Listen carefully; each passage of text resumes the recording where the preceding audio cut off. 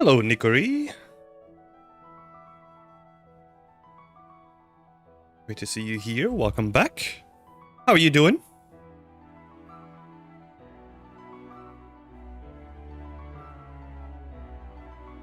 Oh no. Outer lights aren't working. Oh no.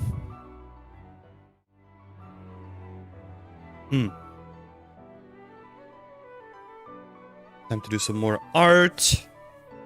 Well, start with a quick update because I've been doing a lot behind the scenes. I've been working a lot on road tracks. Like you can see like these muddy tracks that go through like the entire space. Been working on them a lot, which look, honestly, I'm really happy with the result. Really happy with how they look. And I've been upping the density in the entire city as well. So we're getting a lot more dense views as well, and trying to carve out like little sections that look a little bit more unique than your stereotypical town, you know? So I've been having a lot of fun. And then we'll see what we get up to today. You know? Haven't really decided yet. But I kind of want to focus on maybe getting a couple of screenshots out. So just balancing the post-processing, balancing the lighting. Then also doing tweaks to like the level itself as well. Be good. I think I'll probably do that today. Seeing if we can get something like a single screenshot for the portfolio. I think that would be cool. And just seeing what we need to do to get it there, you know? So, what's this?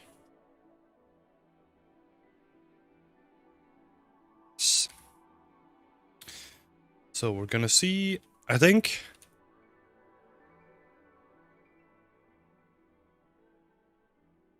So we have this guy over here, which is already pretty nice. There's like a solid base that we can work with here. This guy as well.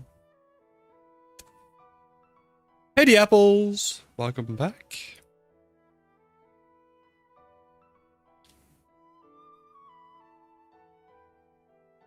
But this one is kind of...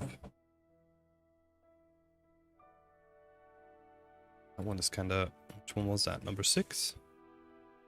Kind of scuffed now. Set up a new one.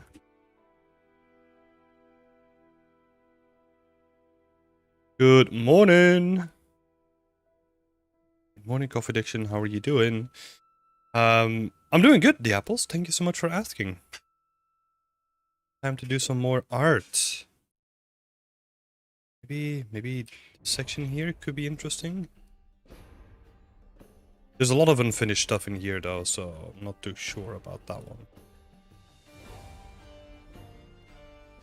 But yeah, how are you doing, the apples? Hope you're having a good time as well. I'm just scouting around for like what could be like an interesting shot. I'm kind of tempted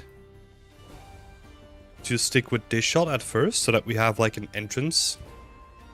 But I'll need to make it more interesting.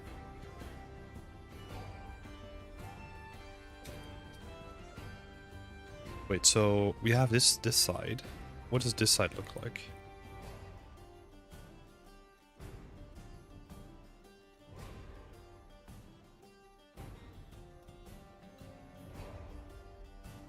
This side could possibly work really well as well, honestly. So we have number 1. That's number 2. Let me do... I save this one here.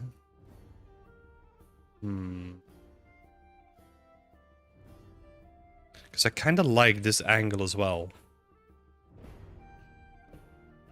But like the entrance with the forest in the foreground. Maybe we'll build like a little settlement here outside of the wall. I probably even prefer it compared to this one, because this one then we'll have to do the water as well. Okay, I think we're gonna stick with this one.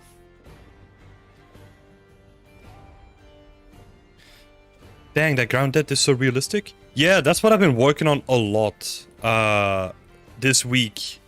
So I've got like RVTs set up as well. Well, I had them partially set up, but it was constantly breaking my scene, so I kinda removed it. But now we have landscape spline set up. If I go to, oh no, I can just show it like this.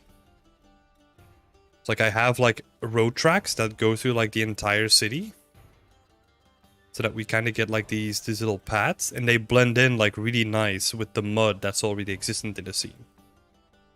So I'm really happy with the result, especially when you add more details to it, right? Or like in this section, where it like all blends really nice. Really happy with how that's looking.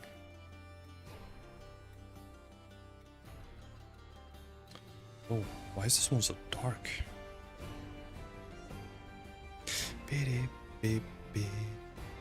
Might be the exposure.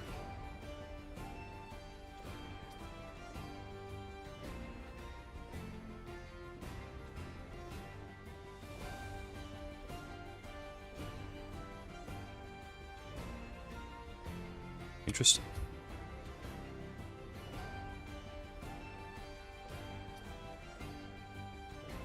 Okay, I'm gonna duplicate this camera.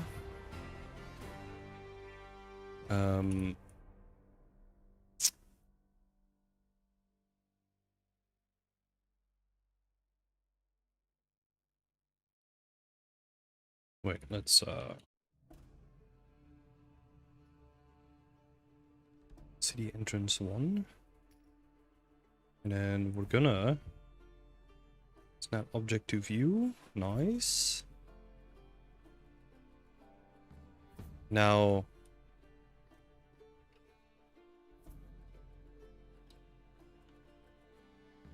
let's see. What is the angle that we're looking for here?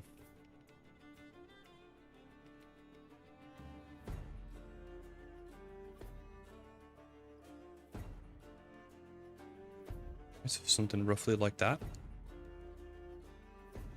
And then we'll have the pad coming in from like the left, and it goes into the right, which is quite nice. We'll have to adjust the curve a little bit, but it's gonna be good.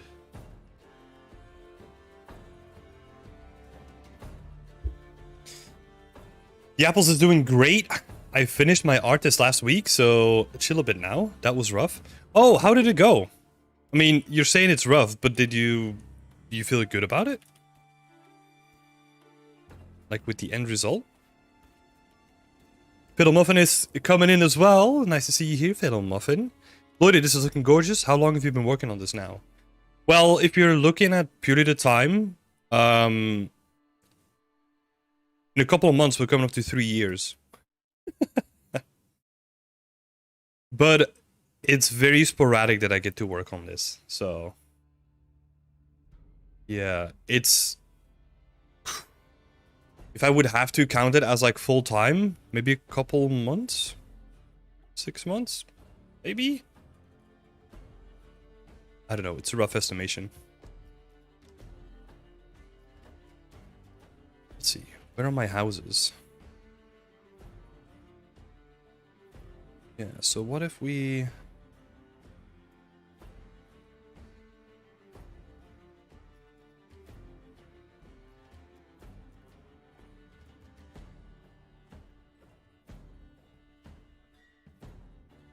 Only 5 days to make an environment? Yeah, that's rough. Usually artists are like that though. Like they're usually really what is it, stringent on time. So yeah, don't feel too bad about it.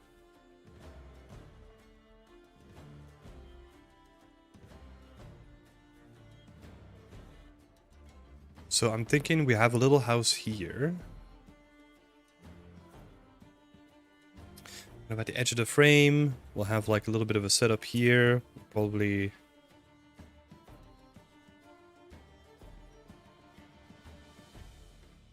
so much progress over the last month, it seems. Yeah, I've been doing a lot of tweaks in the last month. I'm having a lot of fun.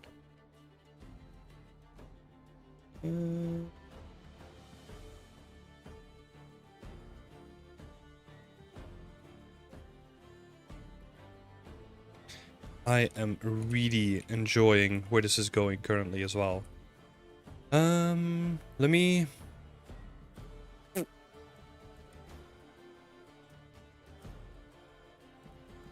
Wait, what am I looking for? Nope. Oh, I think it's here, right?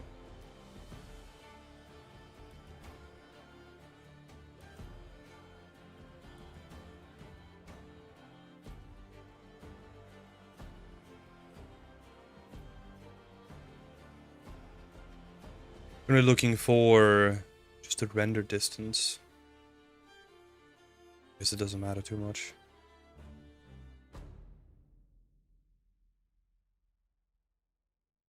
Let's see if we can set this to medium. Because the stream and like Unreal Engine and all that stuff running, kind of taking a toll. I've been... Oh no. No, it needs to re-render everything. No! Anyway. Shazar is coming in. Been a channel viewer for a while. Scenes like this always intimidate me for my portfolio, getting the work done. I'm sticking to dioramas. Is sticking to dioramas fine for portfolio work? Yes, please, please, please, please. Don't do what you see here. Don't make an entire scene, because you're putting all your eggs in a single basket, and that's never recommended. I've been in the industry, or like I was in the industry for like 8 years, like 7 to 8 years, right? And only now I feel like really comfortable with all the aspects needed can do for like a full environment. So don't do it, please. Don't do it to yourself. Does it need to recalculate the shaders if I switch back? Yeah, seems like it does. Okay.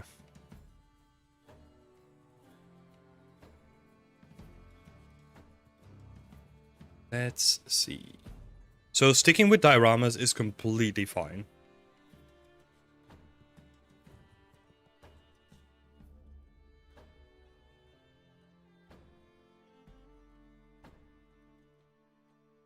Let's see.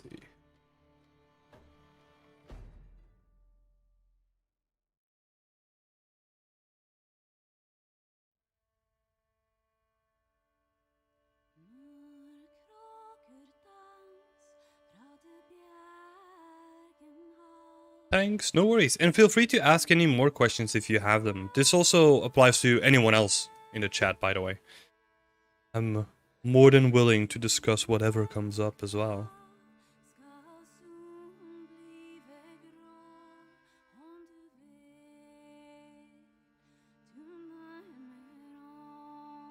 Let's add the other one in here too. So we get some variation.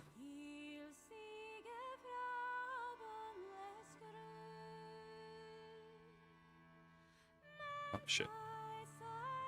And then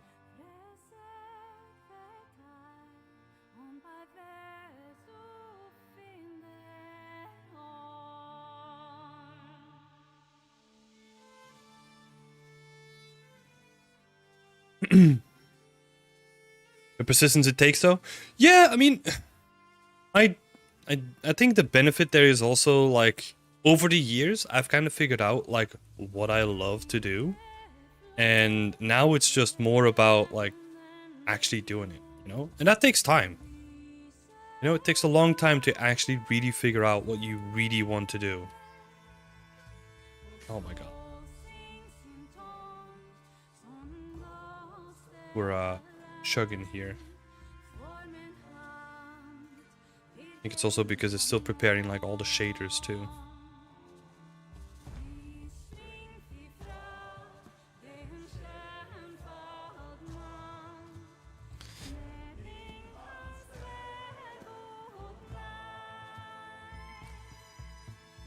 The RVTs are broken again, but hey, we're just gonna ignore that.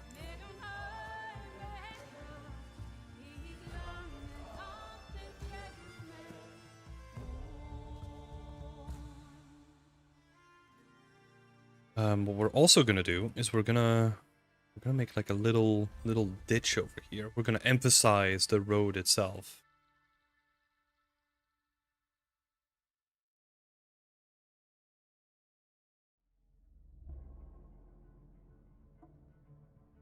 Previously, my dioramas were the size of half of what you see on stream. Never finished anything.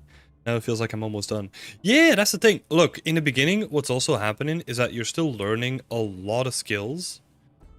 So it's actually better to make a bunch of smaller projects, because then you can focus on one skill.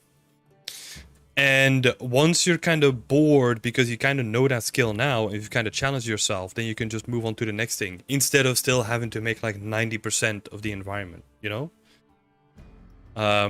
There is actually very interesting research on this topic where there's a balance that you need to strive towards when it comes to being challenged and being comfortable. And it somewhat aligns to what we already kind of know in the art field when it comes to the 80-20% rule. So they recommend that like 20% of your environment should be like really challenging, right? Where you're pushing your skill set, but 80% of it should be really comfortable. Like relatively comfortable.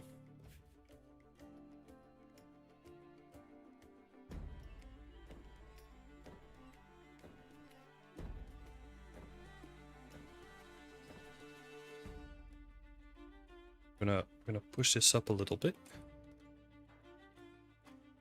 Hey, Puns!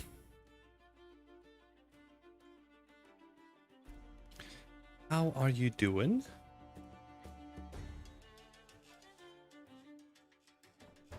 Piddle Muffin is saying, I tried Marmoset 4 painting today, absolutely love it. I was never great at Substance Painter anyways. Anyone else try it? No. I have tried Marmoset 3, but I've never tried 4.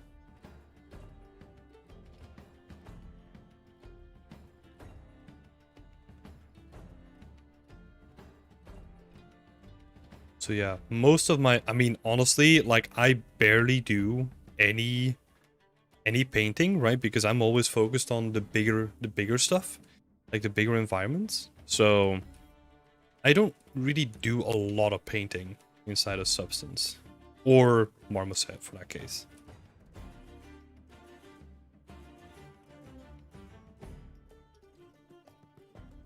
So we're getting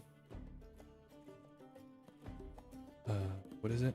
Oh my god. Oh yeah, of course. This is tweaked to the night lighting.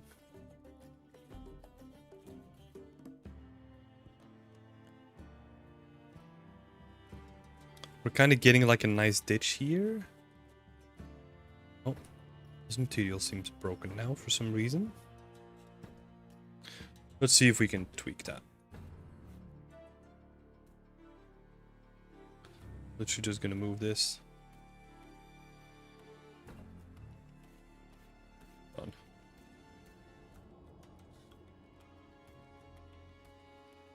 I've seen some Naughty Dog devs texturing props in Substance Designer 2. Never considered it until now. Yeah. You can do that too. Oh, hi, Andrea. I think I missed you coming in. Nice to see you here. Texturing can get a little bit mundane after a while. Yeah, honestly, it's not the thing that I love to do. Like, just focusing on like a single prop is never a thing that I enjoyed. So yeah.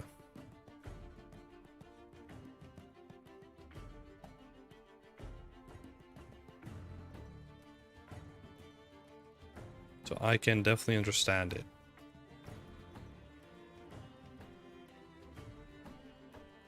What's the purpose of this house? Like, what are we gonna make this? Like a little field next to it, and then maybe a big field behind it?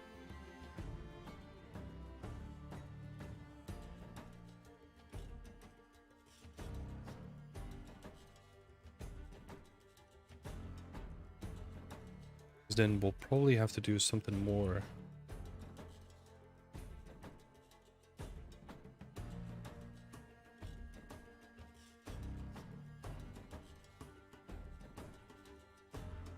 I still need to look at why this is so slow, but problems for later.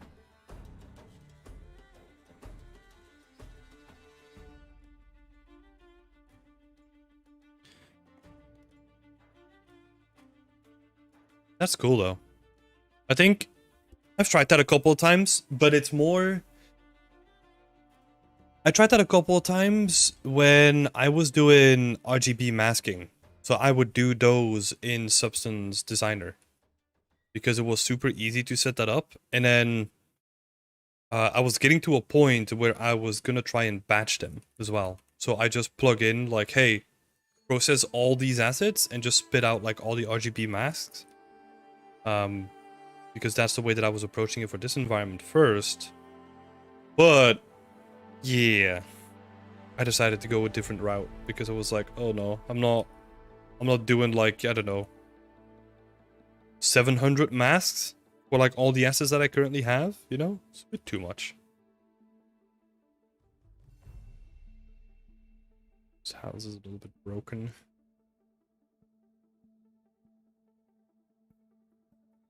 Let's see.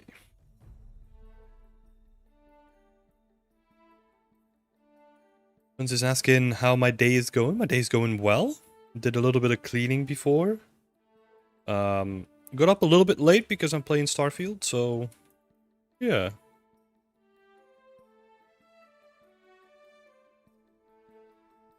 Let's see, I need to flatten this section down.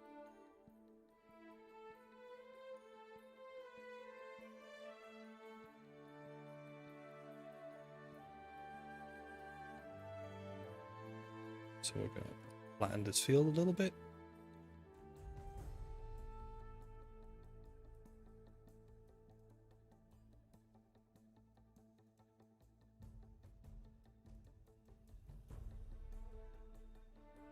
It's always nice being able to do painting and baking in the same program, and I was never fond of Substance Painter baking. Yeah, they've done a lot of improvements to it, from what I can tell. But again, like, I'm still running a version that's like 3 years old. So yeah, never felt the need to update myself.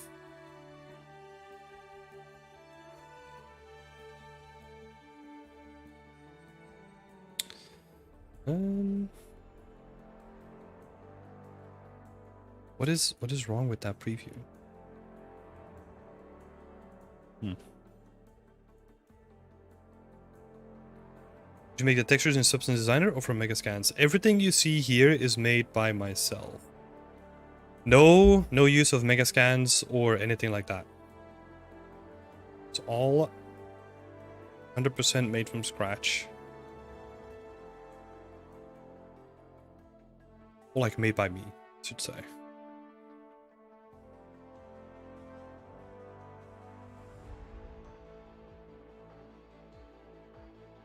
Let's see.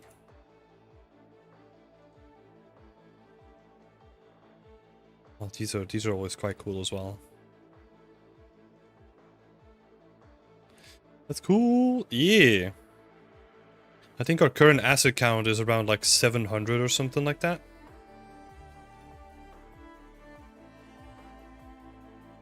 What's my motivation? Making worlds.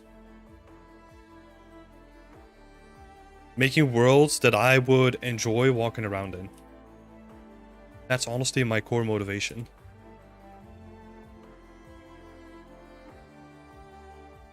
It's like really when it comes to the core of it all, I just want to build like worlds that are fucking cool, you know?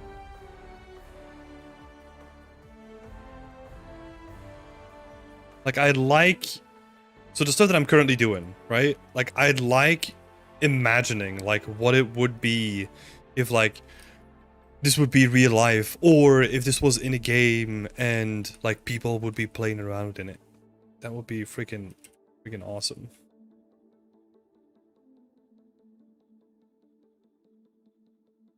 Not necessarily that that's ever gonna happen, right? But I like to imagine myself and like other people like living in this world and like just making something from scratch, right?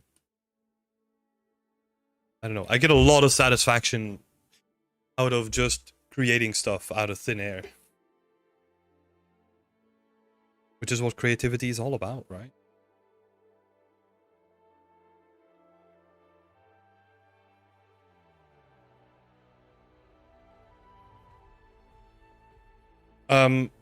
Well, this is what we've talked about a couple of times, Coffee Addiction. It's experience.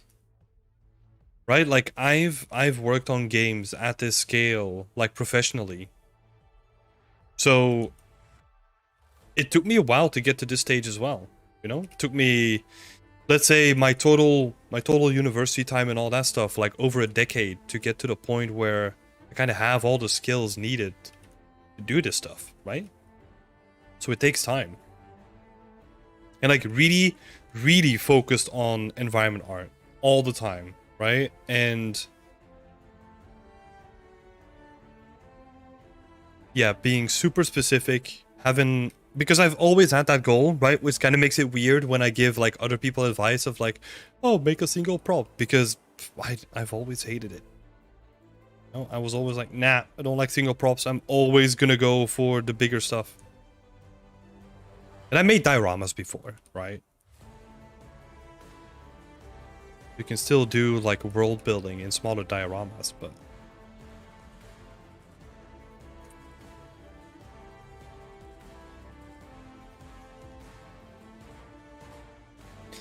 love your work, period. Oh, thank you so much. How long did it take you to build these assets and textures? So, currently, if we're just taking raw time, we're in February next year. We're coming up to 3 years of this project.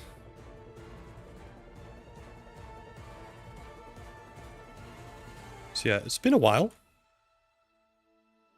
Oh, flat.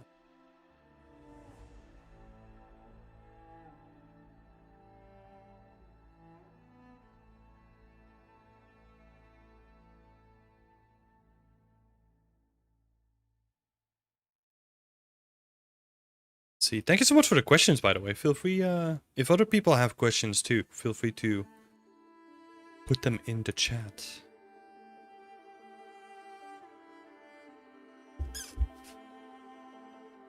What has everyone else's experience been on this topic? Like, what kind of size of environment are you currently making, if at all? Food coma in Tim stream, let's go! Hi, Sarah.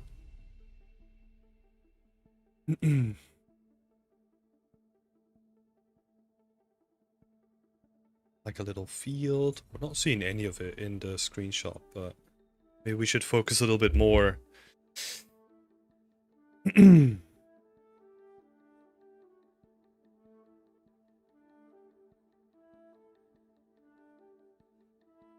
see. Because the camera might be slightly different.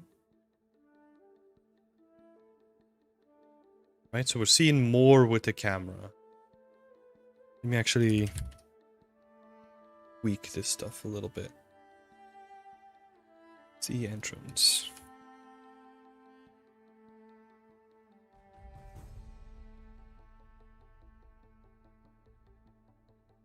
Cool.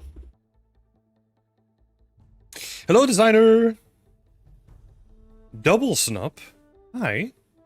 Great to see you here. I'm creating an attic scene in Unreal Engine 5 for my portfolio. That's awesome. An attic is perfect.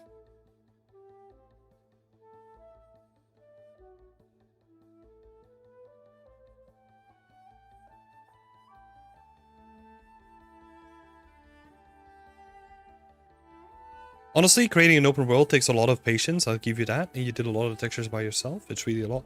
Yeah, I mean, look, that's the reason why companies hire hundreds, if not thousands of people to make an open world game, right?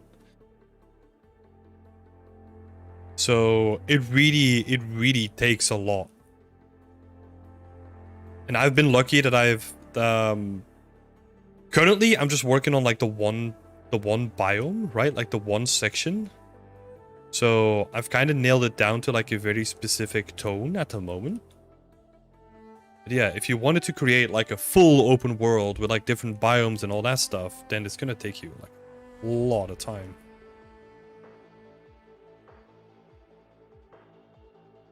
So again, don't look at this and take it as advice. Like, if you're building a portfolio, don't do what I'm doing here, please.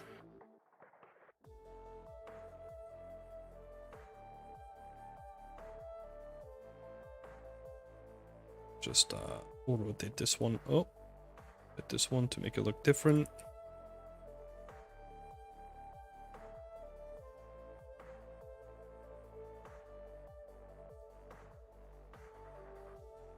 Making a diorama doorway based upon a painting from the Orient. Oh, that's awesome. Sounds great. Sounds like a good way into the industry. What do you mean? Coffee addiction. Which thing?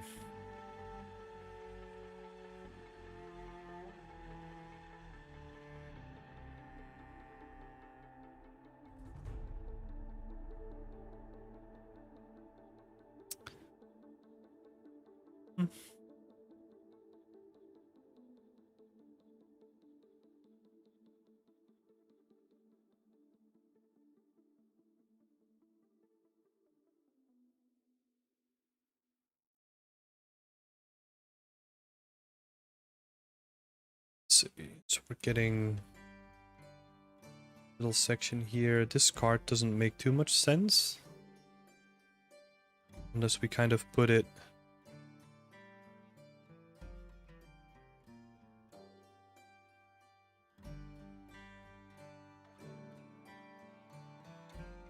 MMO RPG studios are looking for more artists. I mean, open worlds are no longer just confined to MMOs, right? Like, look at all the Ubisoft games. Like, even the games that you wouldn't, or like the studios that you wouldn't expect to make like open world games, they're doing some sort of an open world too, right? Like Metro Exodus was like semi-open world, and then what is it? The next game from Rocksteady, I think it is, right? Where it's like the Suicide Squad or whatever it's called. Not my type of game, but also open world. So yeah. Studios need a lot of artists these days. Let's close this down a little bit. Maybe rotate this a little bit more. Get a little bit better view. I also don't want to obstruct too much of the gate, right? So I'm probably gonna put... This is also a good tip for everyone here, right? Is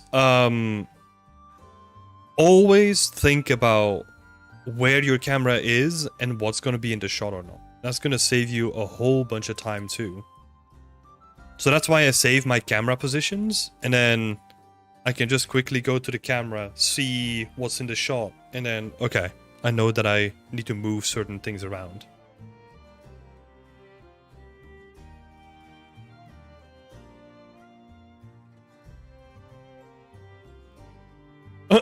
My project folder structure. Damn. Okay. It's a little bit chaotic, as you can see. So content, and then in the content folder, I have like my separate sections, and then inside of the assets, I try to do it per category somewhat. That's the way that I'm doing it.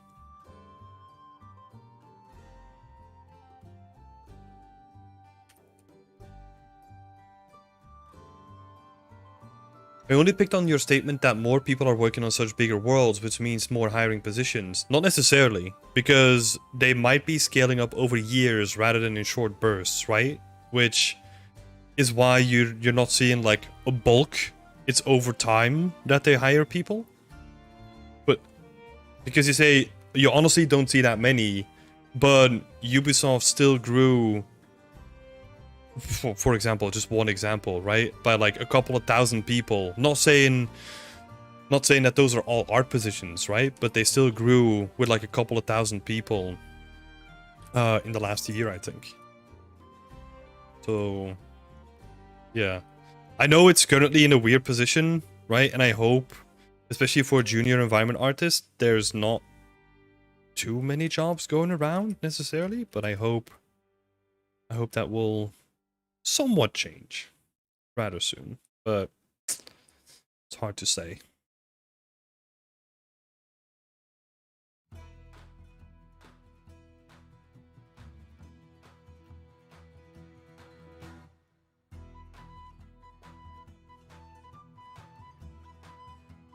It helps, Andrea. I created a personal folder structure template for all my projects. I copy and paste for every project that I start. That is smart. I love that. It's just, yeah, I would probably do that with the next one. Because, yeah, it's been 3 years since I started a new project, so I don't get that opportunity that often.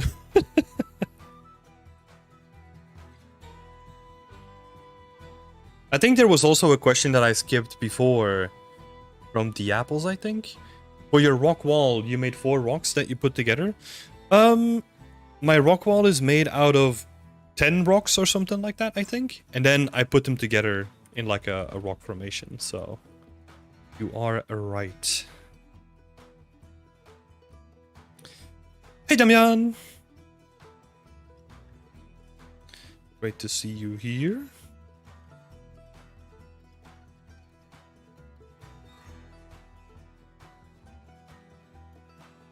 Let's see.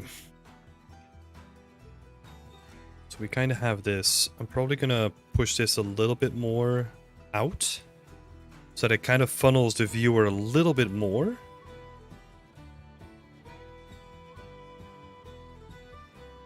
And maybe... Let's have a look at the camera again, right?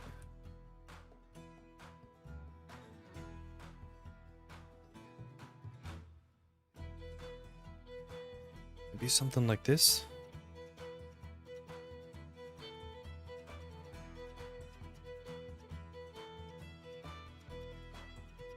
It's constantly tweaking, right? It's constantly tweaking, seeing what is kind of disruptive. What is kind of disruptive to the view. I kind of want like a nice path going into the city. Hello, Populous! Welcome, welcome.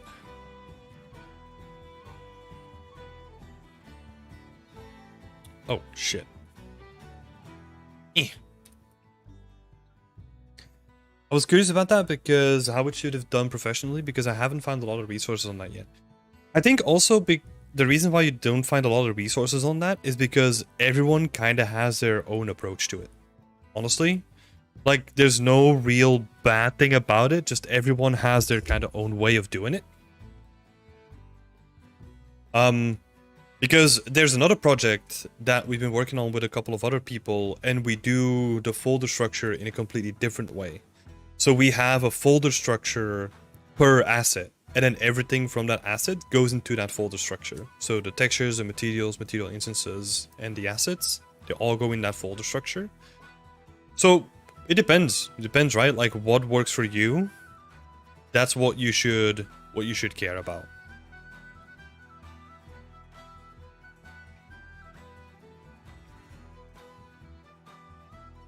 But it's always nice to get an additional input. Let's see, so we have like a spline point here, another one here. So I kind of want to have something like that.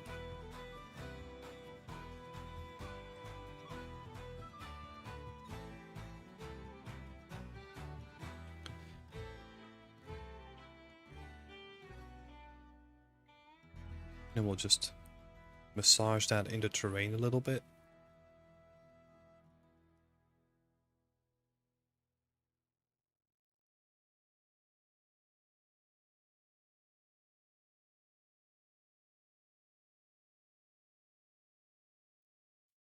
Right. We'll do the same thing for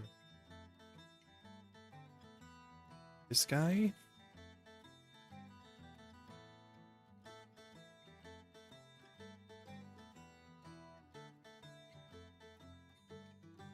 Different projects mean different structures.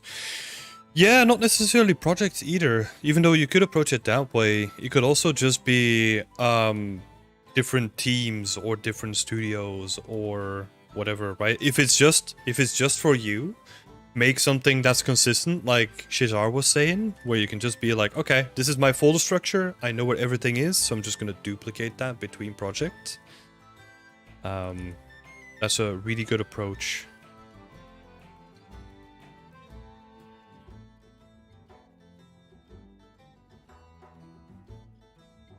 Let's see. Stockpile.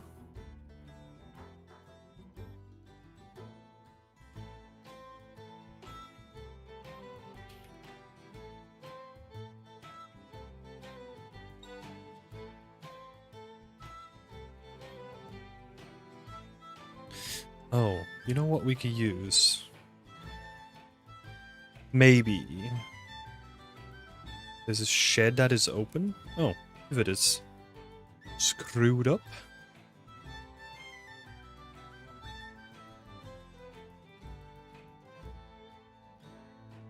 Tim, I have a question. Yes, feel free to ask any question in the chat.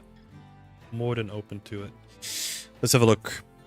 When it comes to cover letters and CV, does it help having badges to display your skills?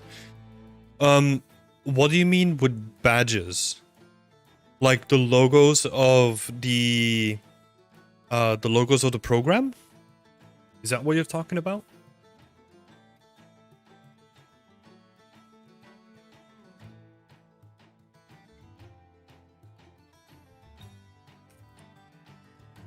Let's save this. I think this is gonna have like a ramification effect on like this thing. Oh no. Oh, that's cool. So don't have to worry about that then. And what we could do now, maybe, put that in there.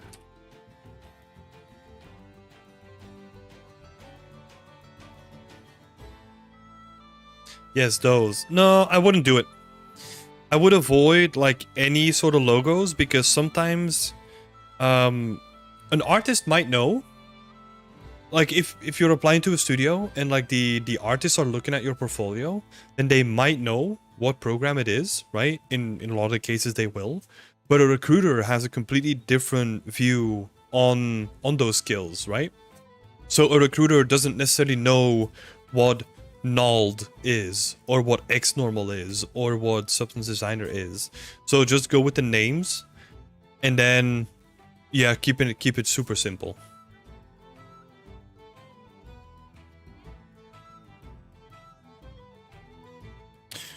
It's a good question. I did this too myself.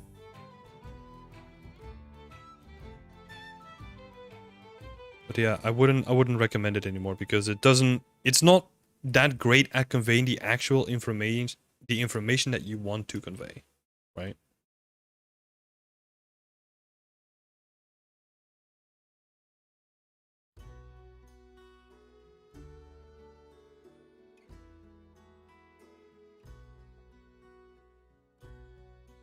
Let's see. Can we put some trees in there?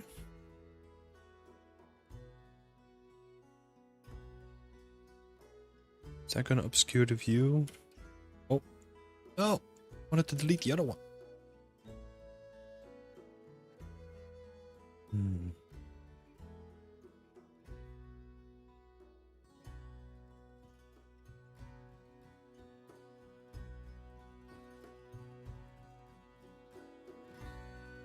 It's a bit too noisy.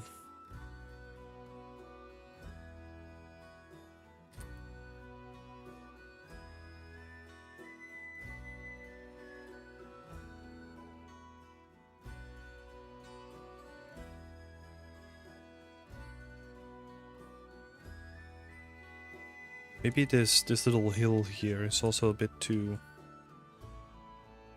steep.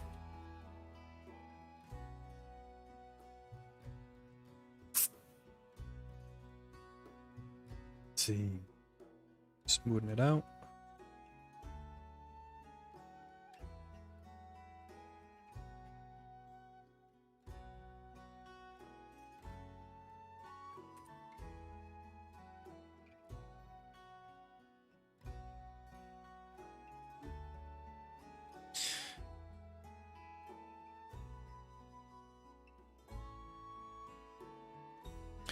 I had someone tell me that recruiters will scan your letters and having badges will let them know way quicker. I felt hesitant. Will scan your letters and having badges will let them know way quicker? It depends.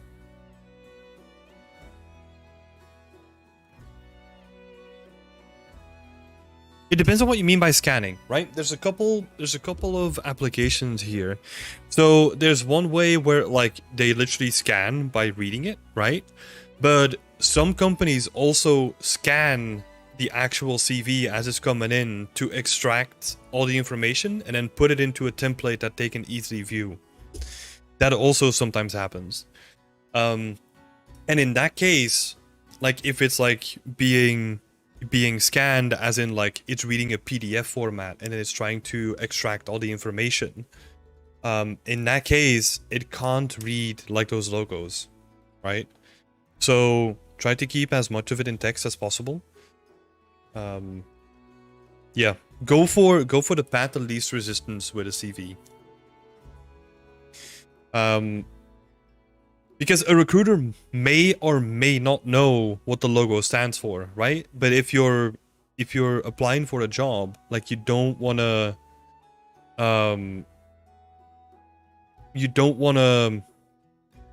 take that risk, right? Of them not knowing. That's all good.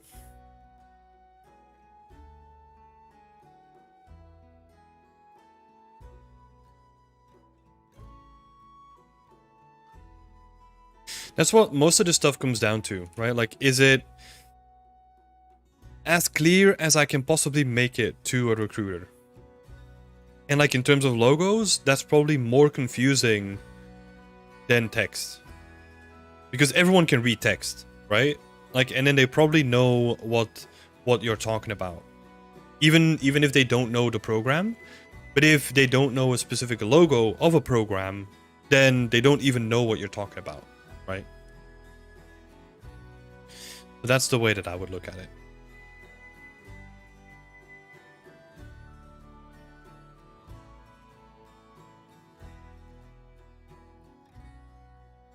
Let's have a look at...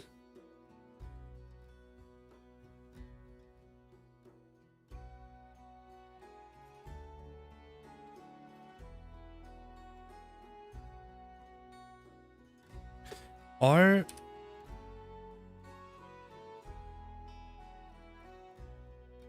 So weird.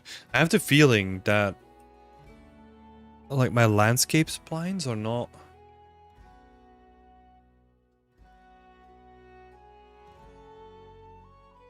I mean, they are there. Oh, yeah, maybe that is the angle of it all, though.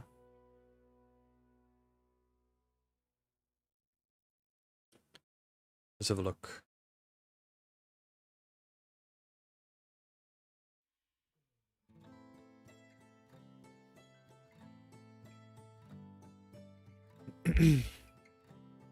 Thanks for that. My CV has a skill section, so it's easier for them to see, so I'll definitely stick to the words and logos. Yep. Exactly. There is... Let's see.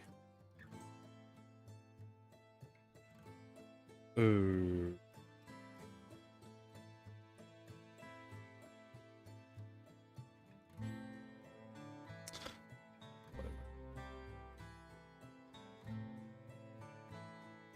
Oh, I can't share that now. Damn it.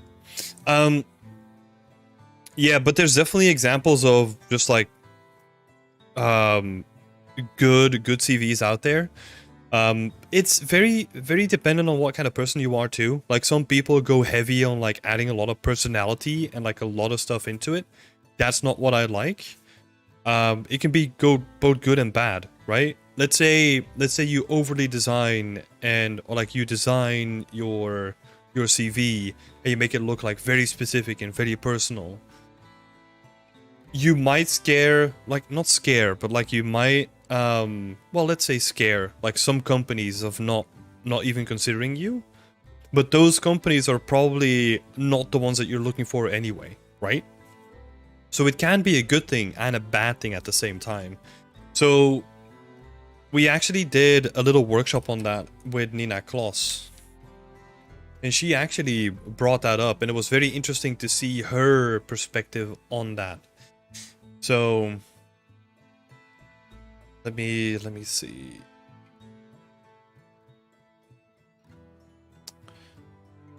Hello? YouTube, please. Thank you.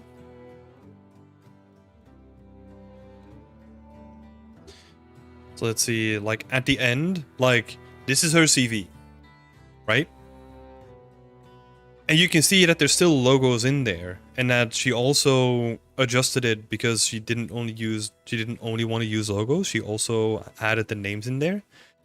This is very personal, right? This is not how I would approach my CV, but it works, right? Like Nina has a job, she has multiple jobs, so like it kind of becomes very personal. The way that I always look at things, right, especially when it comes to a CV, is I don't necessarily want to give people the advice of going very specific, because in the beginning you might lose a lot of chances because of that.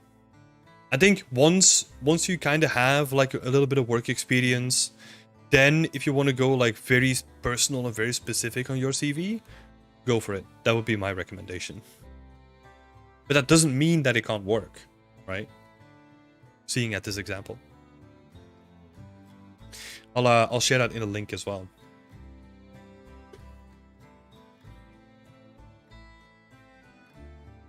You can check that out. We also had a page on CVs as well, but that's currently being worked on, so I'll have to share that later.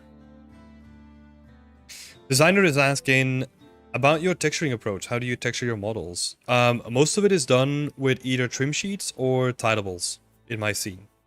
And then on top of the trim sheets, I just add like multiple layers of titleables together to make it look more complex than just a simple trim sheet.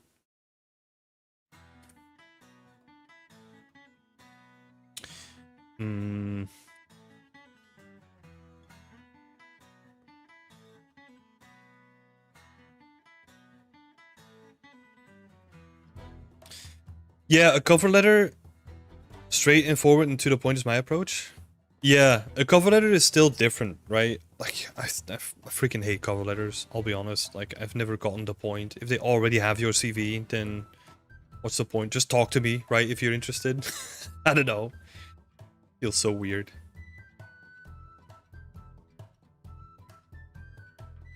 Feels like, oh, we're interested in talking to you, but not that much, so we're just gonna ask you to fill in like another paper. It's kind of the way that it feels to me. So yeah, never been a big fan of that approach.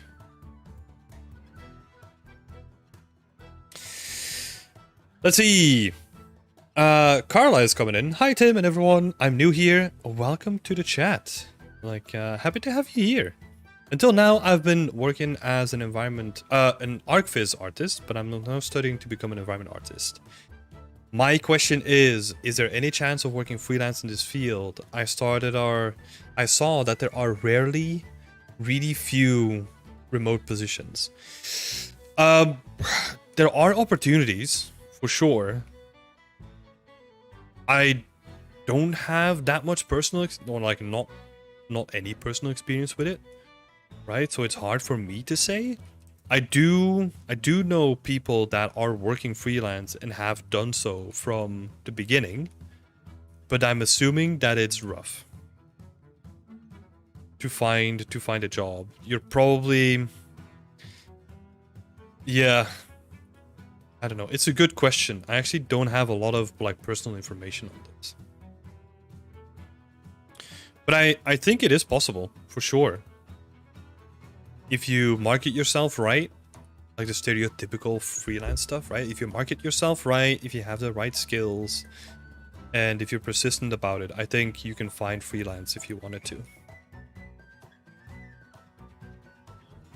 I know it's super generic, but that's unfortunately the best I can do on this subject.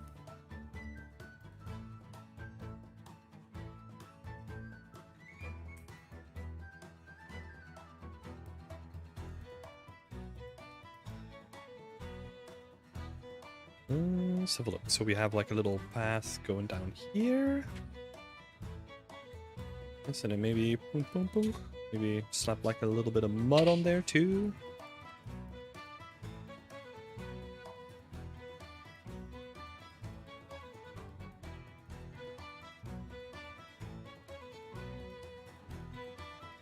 And then we'll okay, thanks. Yeah, I'm sorry that I'm not too helpful on that side. My experiences have always been in like bigger AAA studios, right? So I don't really have too much information on the freelance side. And also the stuff that I'm doing now, because I'm kind of working freelance, right? But I'm running a community rather than working with clients and trying to work with video games, so that's still different. So yeah, my freelance experience is way different to what you would stereotypically expect from people.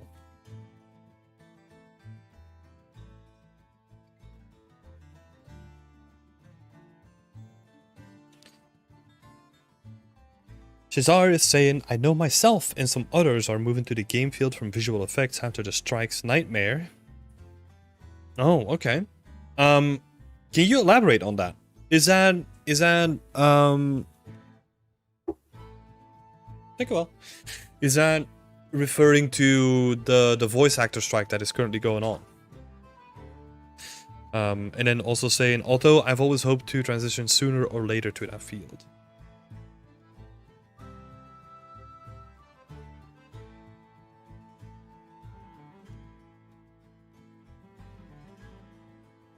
SAG, yeah. The SAG AFRA strike or something like that, right? I know what's going on, I just don't remember like the name of the actual organization. Well, I kind of know what's going on. Like I'm keeping like a loose tabs on it.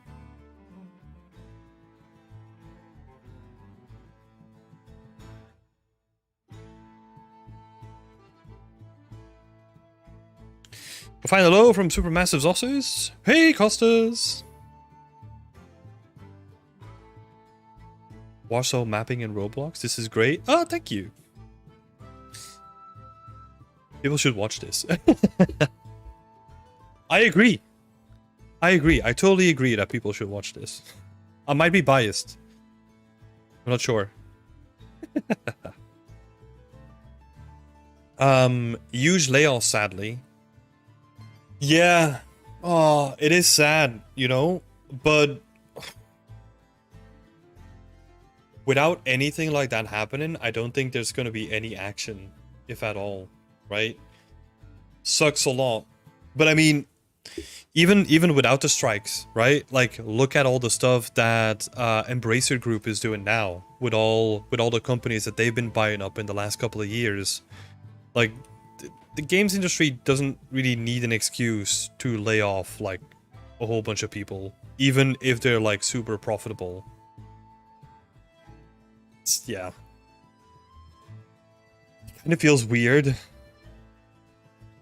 to talk about this. Well, not talk about this because I'm open to talk about it, but it's just like, I don't know. You should be able to do better than this, you know?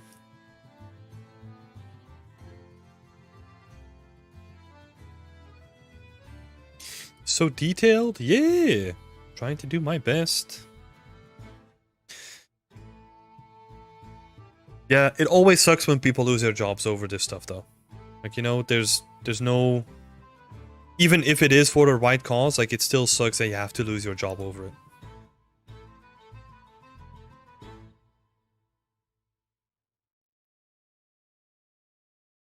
it. Let's have a look at the camera again. Oh, yeah. I've heard that VFX is even worse than in games, so...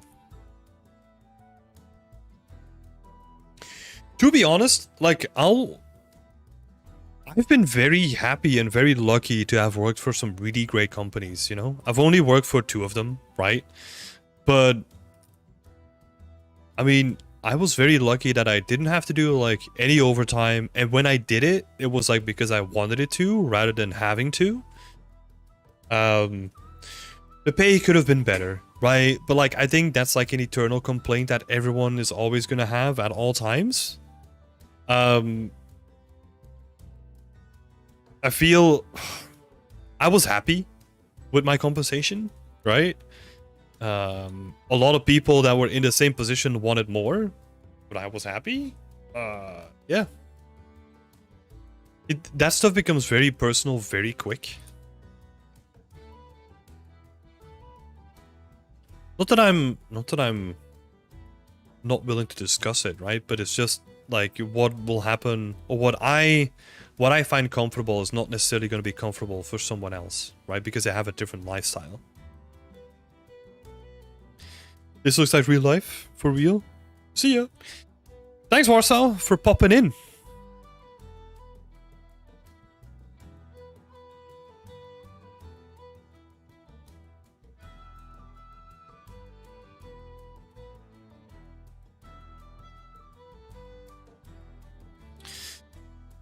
I'd say under the current climate, everywhere is cutthroat. Yeah. Yeah, it does seem to be like that at the moment. It's kind of weird, right? Because it's a great year for games in general. At least. Maybe at least on a high level.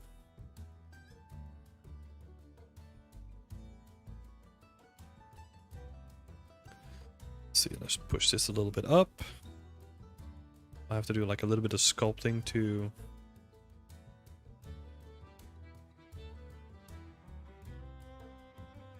put it back, massage it back into its place, right? Because I kind of want to have like a nice sharp cut here.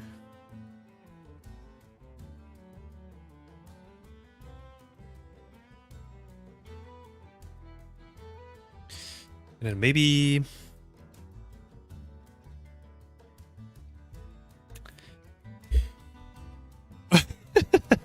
are you excited about GTA 6? No, not at all. I don't care about GTA.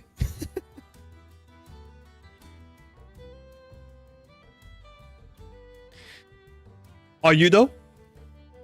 Who is excited about GTA 6 here? And Populous is saying, reminds me so much of a kind of Mordau map. I've never played that game, but I've heard that it's really interesting.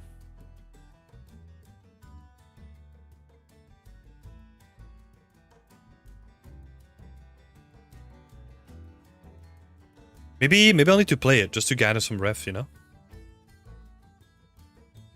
Costas is excited about GTA 6. Let's go.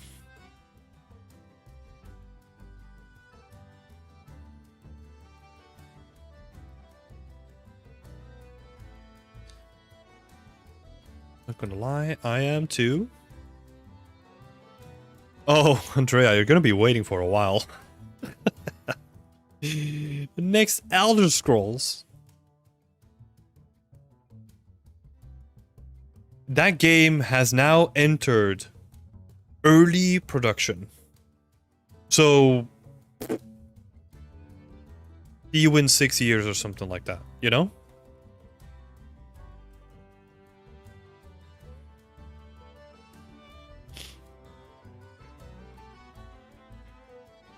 Let's see, I want something small here, like a small cart or something like that.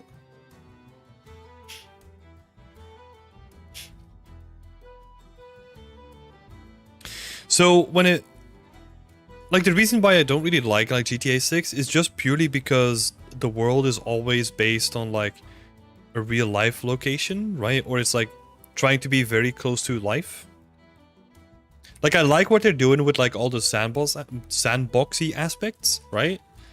But like just the setting and the world is just like, ugh. I mean, it just looks like life, you know? Like, I don't know.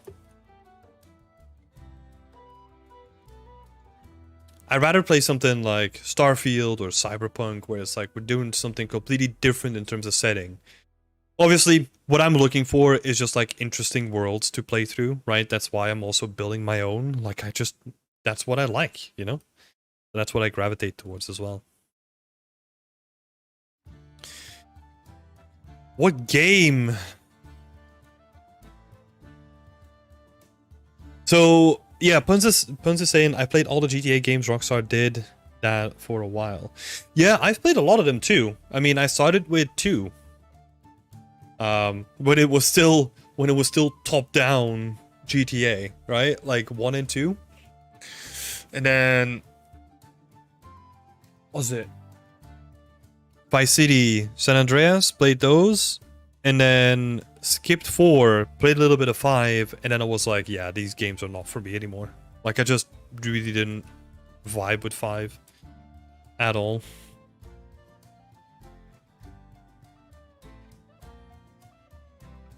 Let's see, so we got a little... You remember when GTA was released in the beginning? They were kind of banned due to real people mentioned in the game. My god, I don't remember that. No idea.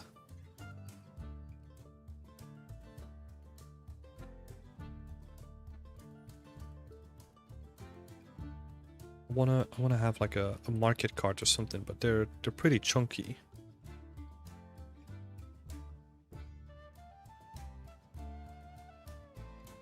Maybe I can scale them down just a little bit. I don't remember any of that. Shazar, the graphics have improved a ton with Starfield. Yes. I agree. Like, because I was very skeptical, right? I bought like Fallout 76, because Fallout is probably my favorite game franchise that there is. Fallout 76, I completely, it was just a disaster, right? But yeah, now playing Starfield, it looks so good compared to whatever they did before. So it really shows that they did like a massive engine overhaul. And yeah, I'm super happy with what they did. I think the animations can still be improved. I think that's a system that might still have like some legacy issues attached to it. Yeah. But overall, like I was really surprised by how good it looks. Like honestly, I wasn't expecting like a graphical update like the one that we got now. So yeah, I am happy. Now let's see if they maintain it, right? Because by the time that the Elder Scrolls 6 comes out, like these graphics are going to be dated again. And I'm also, here's also a thing that I'm curious for. Because now a lot of games, they're using the pipeline where they're using mid-poly with decals and like just a lot of tileable textures and all that stuff to make it look good, right? And it works really well. It adds like a lot of flexibility to the whole pipeline. It looks really nice, but I'm always curious how they're gonna translate like such a modular pipeline towards like a game that is more about like the stuff that I'm doing, right? Like stone textures, wood textures, all that kind of stuff. I think that I'm probably doing what they're gonna be doing, right? Because like most of my stuff is trim sheets and tidables and all that kind of stuff. So yeah, but you can't. I mean, sci-fi relies on like a lot of little decals, right? Like the little trims and the panel lines and like the bolts and all that kind of stuff. You're gonna have to shift away from that a little bit in a setting like this.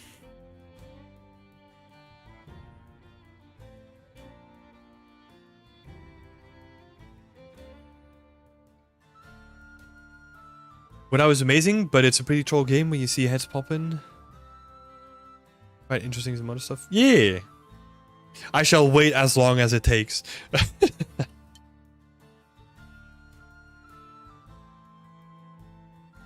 What game am I looking forward to the most? The expansion from Cyberpunk. That's honestly the only current thing. Because for the Elder Scrolls 6, it's too early for me to get excited about it. Because I don't know what any of the game is going to be, like what the systems are going to be. I like what they're doing with the systems in Starfield, and they're probably going to translate a lot of that stuff to the Elder Scrolls, but yeah, I'll have to see what that means, you know? Because they probably don't know a lot of that stuff themselves yet. So we will have to see. What are we doing here? This up a little bit.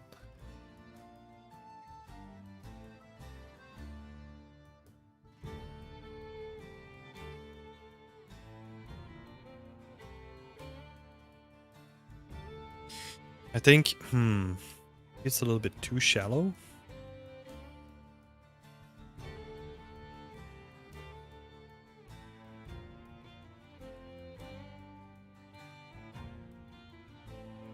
According to several online feeds, banned in several countries due to the real-life location mentioned in the game. I think it could be a copyright thing.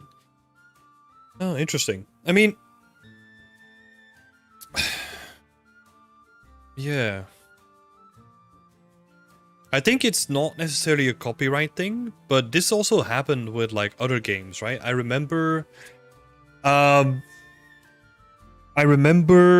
was it called again? Ghost Recon Wildlands, right? Because that game was set in Bolivia, and then the Bolivian state actually put a lawsuit up, or like were complaining about it at least.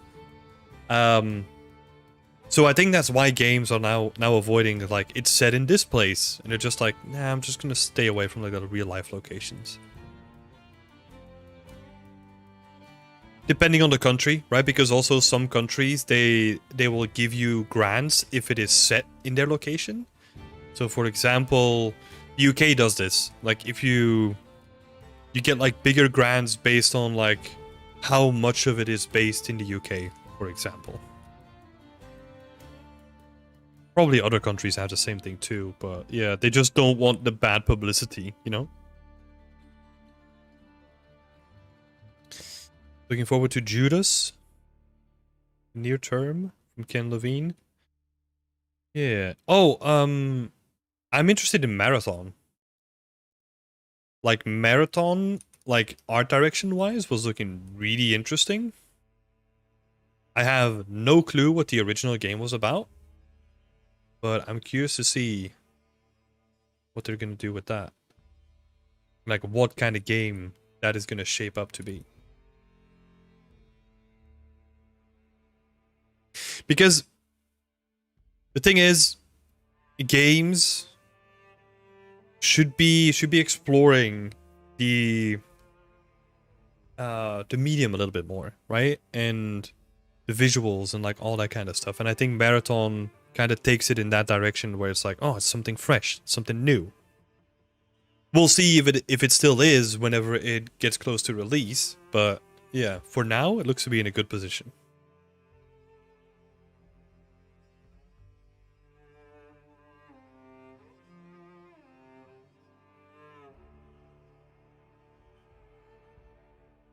I gotta say, like, I don't really get too excited for games. Like, I know I'm pretty simple when it comes to this.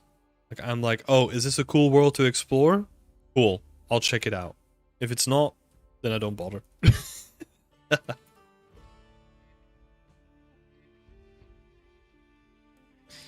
see, maybe this could be nice, like a visual blocker here. Oh no, don't do that.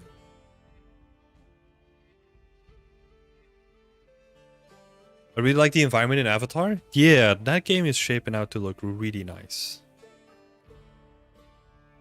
I'm gonna be a little bit hesitant on that one, because I don't really care too much about Avatar, right? But like the environments look pretty interesting. What I'm curious about is how they're gonna do whatever they're called, their outposts.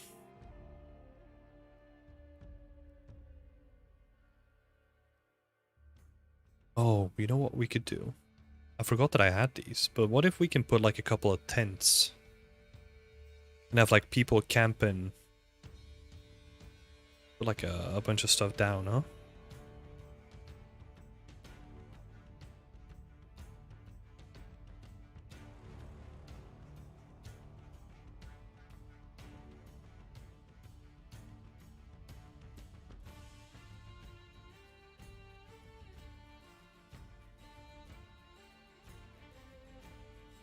We will probably have to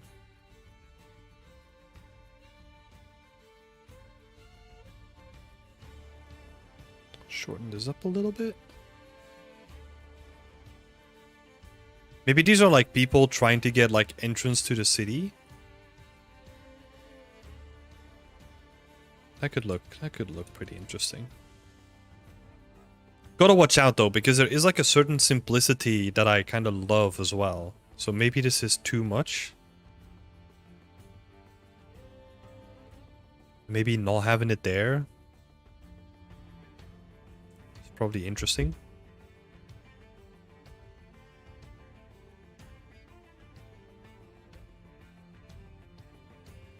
Oh yeah, they for sure use speed tree.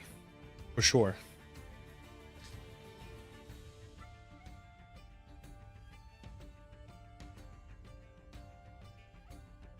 For sure. That's part of the base package now, right? Can we...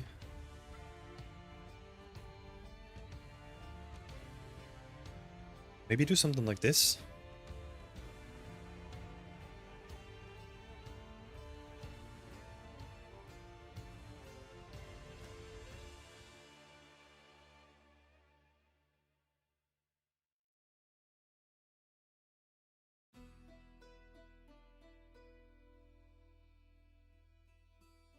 Small oak tree. These trees need a little bit more work, but hey. Ooh, I like this. Because now we're kind of pushing the focus more towards the end of the screen, which is quite nice. Maybe we can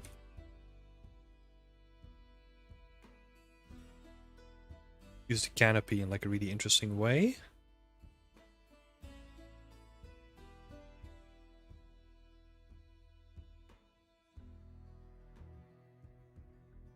Yeah, Ubisoft Massive is doing some good stuff. Like, they know what they're doing. They have a good engine. I mean, the engine is shared not only within Ubisoft Massive, but like, they know what they're doing. You know, it's awesome. It's always awesome to see how many games and how many worlds are being constructed, and like how many stories are out there for you to explore. And fucking games are awesome. know what I mean? Games are freaking awesome.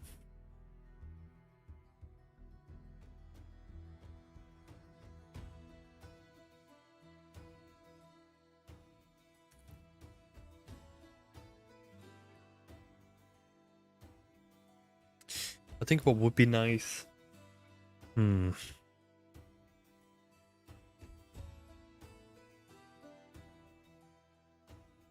So I have these meshes, but they're just blockouts, right? Maybe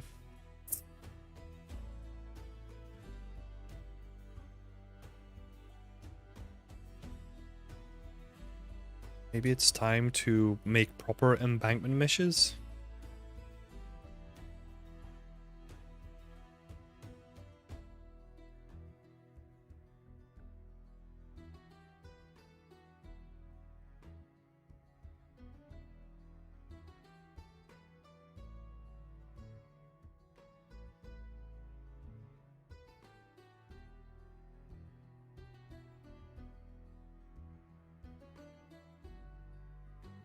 Oh.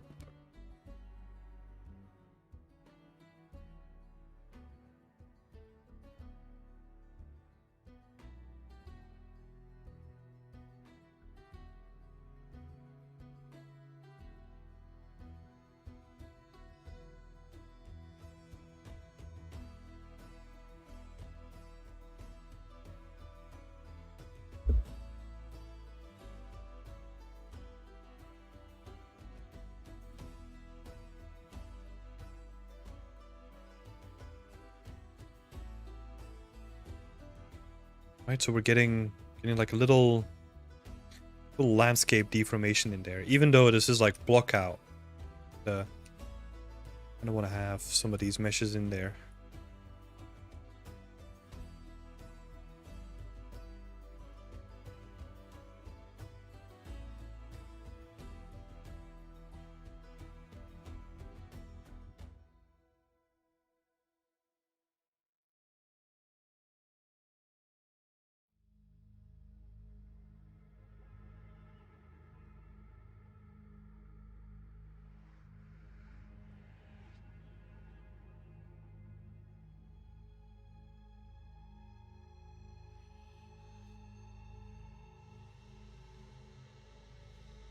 Do you have some kind of autographs generator for the landscape material? No, that's built into the material system in Unreal.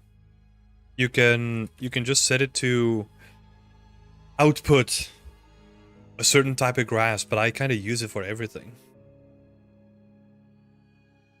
So whenever I paint grass, like it will populate grass, and then forest floor will populate like a bunch of other stuff as well.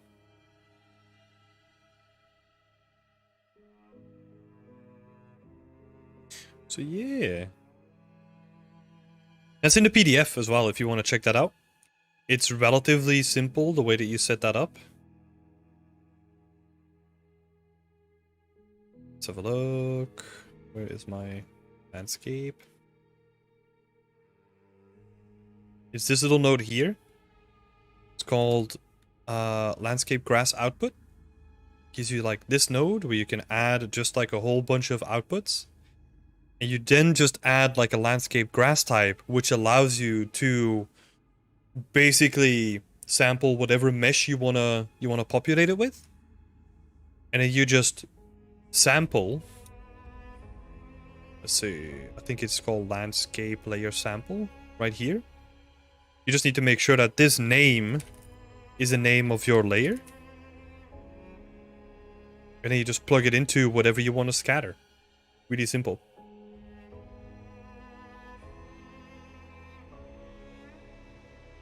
It's a really interesting way of just having like this automatic system that just spawns like a bunch of stuff.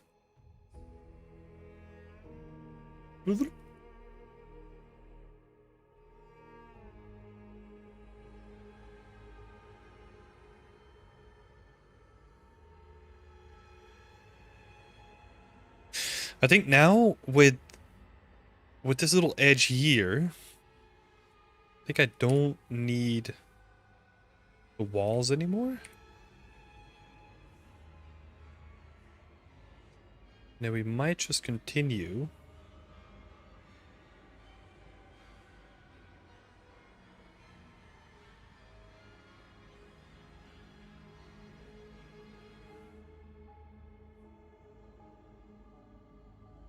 Doing something like this instead.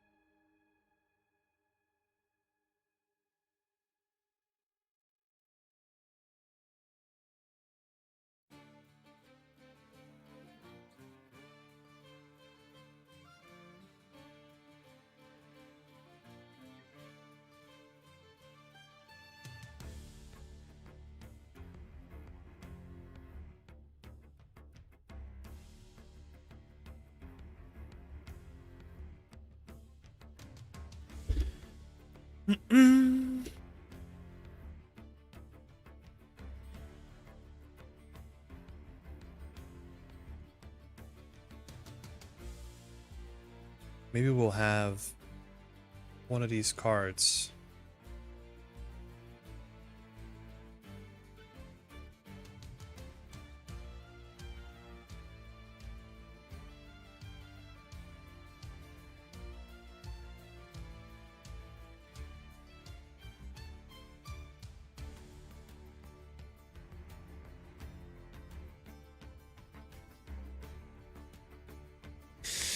Yeah, for all the people that are new here, welcome to the chat, and feel free to ask any questions that you might have. We're currently just dressing up one screenshot that I'm currently trying to get out. So hopefully at the end of the session we'll have like a nice looking screenshot with all the details. Hopefully. We will probably have to do a little bit more work on some of the meshes, but especially this area.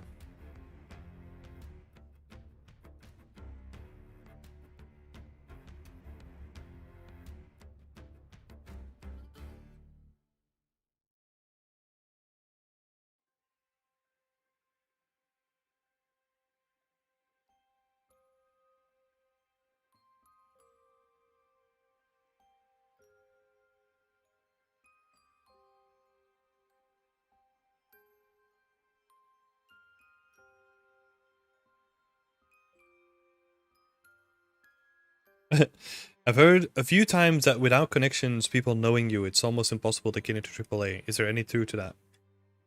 No, I don't think there is. Networking definitely helps. Right? If you know people, that will definitely help. But it's still the most important thing is that the art, right? Like the art is still the most important thing. Showcasing that you can do the work is going to be everything, because you could have like really good connections and then the people that are in charge of hiring you, they look at your portfolio and it's like, oh, but there's nothing here, you know? It definitely helps though. Like don't underestimate that, right? Like it's a way of getting your work shared with people inside of a studio. Because a lot of where this probably comes from is that a lot of the people that we hired are people that we knew via other people. Right? So even without releasing like a public what's it called? Like a public application, right? What we would do is we would ask like, hey, do you know someone who wants to work with us? So it was like very organic, right? The company will always take someone who was recommended by a coworker rather than an outsider. Again, depends on the work, right? But like usually you will find really great artists by just asking people in the studio already. Because what that does is it kind of gets away from the soft skill, layer, right? Where with a lot of people that are unknown to everyone, you don't know what kind of person they are. But with a person that's known to people that you work with, you then already have an idea of like, hey, how are they to work with? Like, how do they approach feedback? Like, what kind of personality do they have? Like, all that kind of stuff is then already known to the team, which is like very important as well.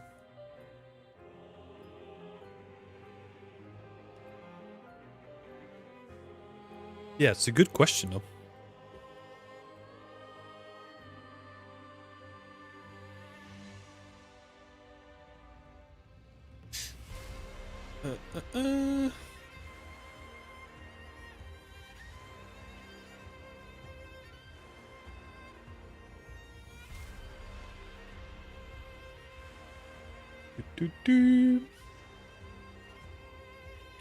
So yeah, it is probably more likely that people will hire you whenever you're recommended, right?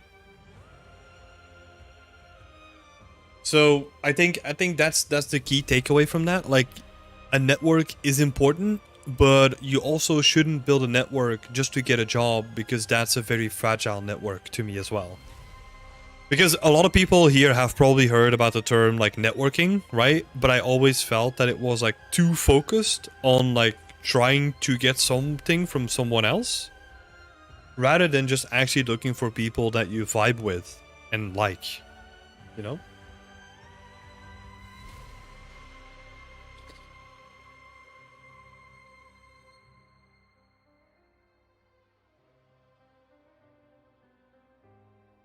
Hold up, I'm just changing some stuff here.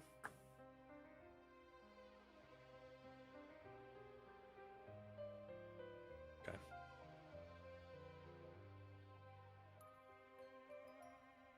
So yeah, it's true to a certain degree.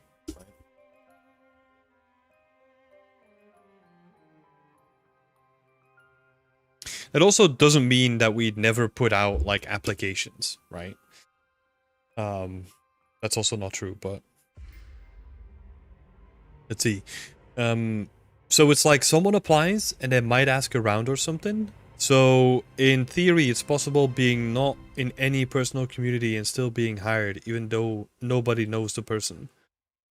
Yes, you can still get hired by not being a part of like any community.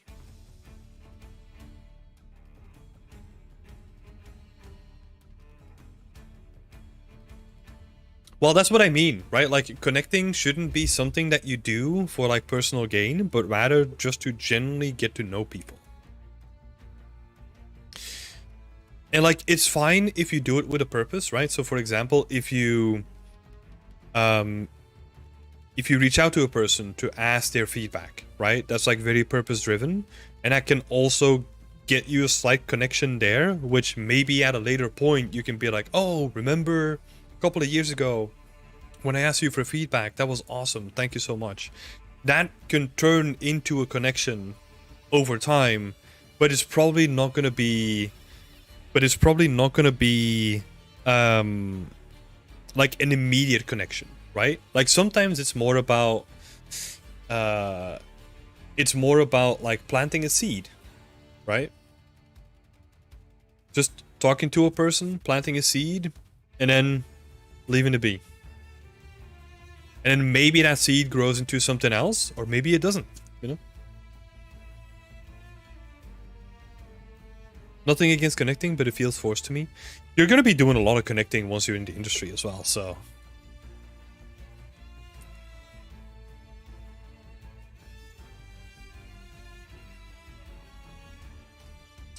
So what if people aren't interested because maybe I'm a boring person, which means I have, because of my personality, no chance of a job regardless of skill, which means skill is not the most important. Wait, what? Let me read that again.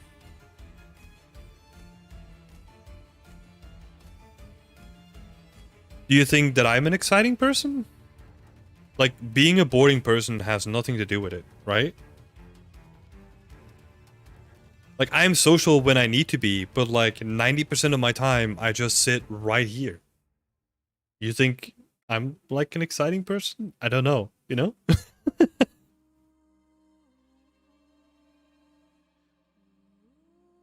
Like being boring has nothing to do with it.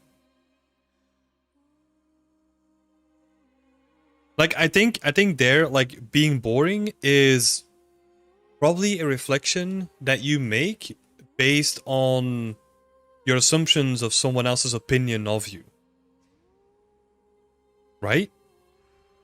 So it doesn't matter if you're boring or not. Like the only thing that matters is if you can do the work and can talk to people, right? There needs to be like a minimal social level, because if you absolutely can't talk to people, then you're not going to work well within a team. That's just a fact, right? So you need to have like a little bit of a social skill there.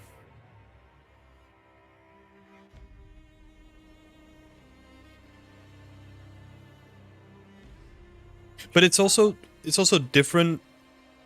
Like for example, like a lot of people when I was working at Ubisoft, a lot of people went out in the weekend, like they played D&D, they did like a bunch of stuff together. Never really a part of that, you know? Just because it didn't really interest me, you know? And that's fine. Doesn't mean that I didn't like the people, or that also didn't mean that like when people wanted to talk to me that I was unapproachable. But it's just, yeah. That's just my personal preference, you know? That's totally fine. And occasionally we did hang out with people, right? But it was, yeah, on an occasional basis. Not everyone has social skills. Look, that's what I'm saying, right? Like if you're completely antisocial and like just talking to a single person in life is gonna scare the shit out of you, then yeah, working in a team on a game is probably not gonna be for you.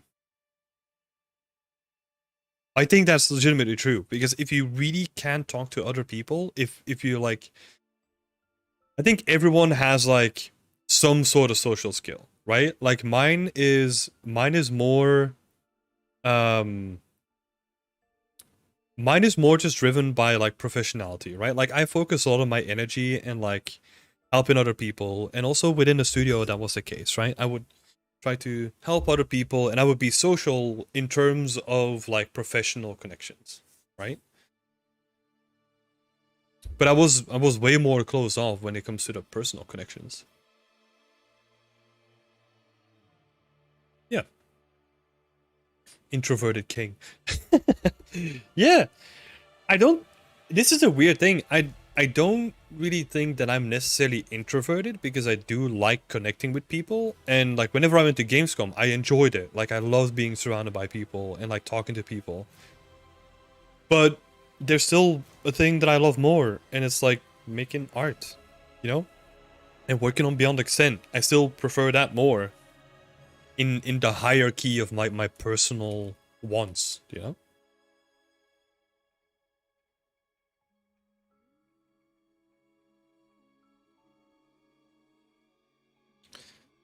Oh wait, can I bury this?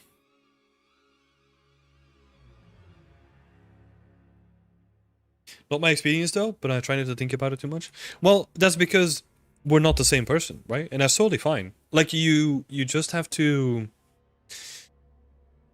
get comfortable with what makes you you. And if you want to tweak things about that, then do it on your own terms. Not because I'm saying like this is my experience, you know? I think it's very important to have like a really good understanding of what makes you you, and then bringing out the best of yourself. And that's going to be completely different for everyone else.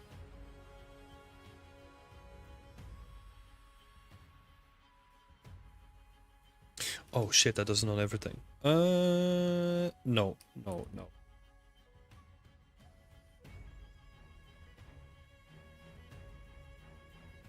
Keep that pretty subtle. Similar to what Tim said, as long as you have minimal social skills and have something that interests you, you usually pass the test. Yeah, yeah, yeah.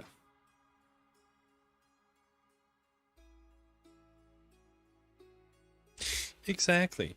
I mean, I've worked with people that are like very very introverted and didn't really want to speak outside of work and like were pretty not hard to talk to, right? But they would be like very concise and very strict. So, yeah, sometimes, but that doesn't mean that they were less good in their job, right? You get to work around that too.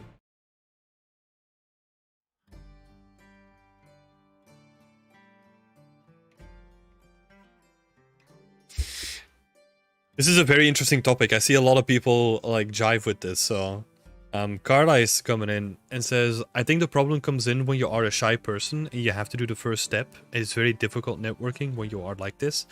Yes. I'll give an example because now I walk up to people, I meet people, I don't really care that much, you know?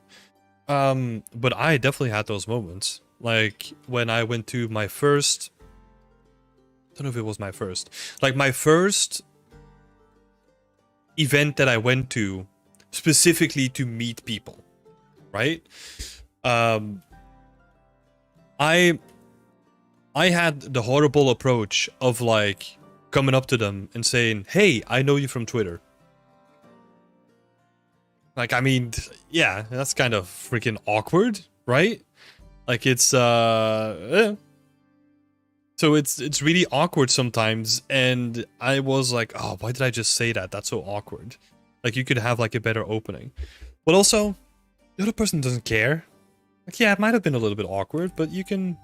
It's more about like how you deal with it afterwards that actually changes it, right? Like if you were to say, I didn't do this, I kind of managed to fumble my way through the conversation, but I think if you don't do that, then you're also never gonna learn, right? Like, this is a skill.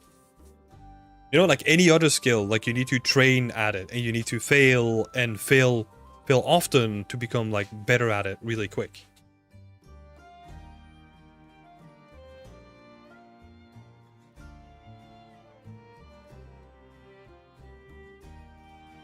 Random, hey! Someone who makes incredible art but is super quiet is not a boring person? To me, that is. Yeah, I agree. I agree. And I think this is also purely, like, a lot of this is based on how other people perceive you. And who cares? You know? Like, I just do what I love. If people don't like it, okay. Cool, you know, like, but I'm not gonna change it because you don't like it. I've got one shot at this life. I'm gonna make the most of it, you know? There was some other questions in the chat as well, and also hi to everyone coming in. We got Jay in here, got Samantha here as well. Looks amazing. Thank you so much. I'm having a lot of fun in the background. With you 100%, fail several times and stand up again. Yeah. Yeah. That's the best way to learn, right? And yeah, 100%. First time is going to be awkward as hell. But the second time is going to be a little bit better. And the third time is going to be a little bit better. You know? And the more times you do it, like the more confident you're going to get.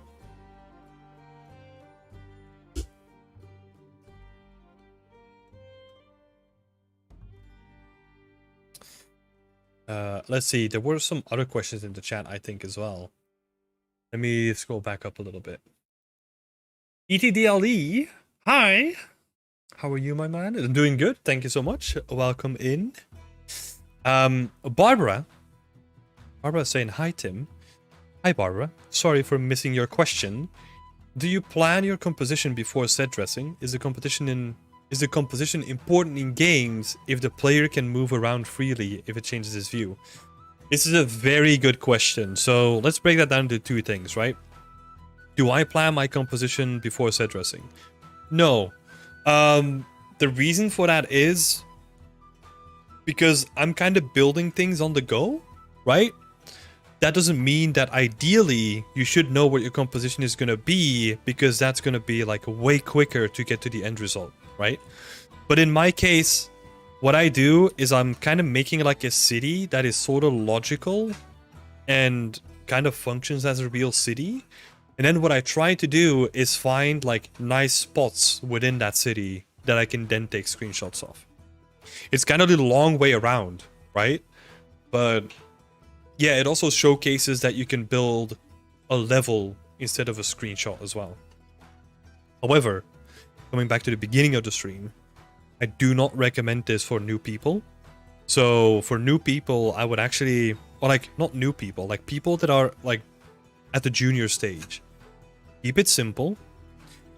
Take a single camera angle, make a good composition with a block out, and then just iterate upon it and make it look like a final piece. That's going to be by far the quickest way of getting stuff done, especially if it's for your portfolio reasons. So yeah, definitely focus on the composition before set dressing. Because I have like a very... I mean, the approach here is like very different. And then your second question is actually a pretty good one, because that's the stuff that I kind of laid out is kind of very typical, at least in my opinion, when it comes to open world games. Because you're 100% right. Like, let's say I'm walking around here, right? And I haven't really approached it in like a very stereotypical game way. But like, how do you draw the person's attention to like certain elements in the scene where your scene is going to be too dense, right? So there can still be composition within games. It can be through the landscape, right? Like when you have like an important place, if you put that on a slight hill, that place is going to be more important, right? If you make something really tall, that's going to be more important, which is why you see in a lot of games, let's say Far Cry is probably known for this, you see a lot of smoke, because that smoke is actually trying to pull you towards a location on the floor. Same in Starfield, right? Like most of it is barren desert or like barren planets, but then you still have like a couple of structures that can kind of pique your interest, because it is a contrast between barren organic landscape and man-made structure. So you know that a man-made structure signifies that there is going to be something to do there, right? So there's a whole bunch of ways of how to actually influence a person's sense of composition and direction within a game. Yeah, this stuff goes really deep, you know, like on the maps that we were working on for let's see, I'll bring it up.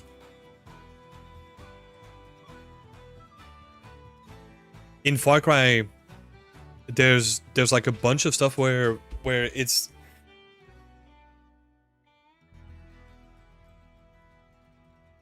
you've probably seen this, right? So you're playing a Far Cry game, or like you're playing any game, a lot of games do this, and there's a mountain in front of you, but someone actually made like a path on that mountain.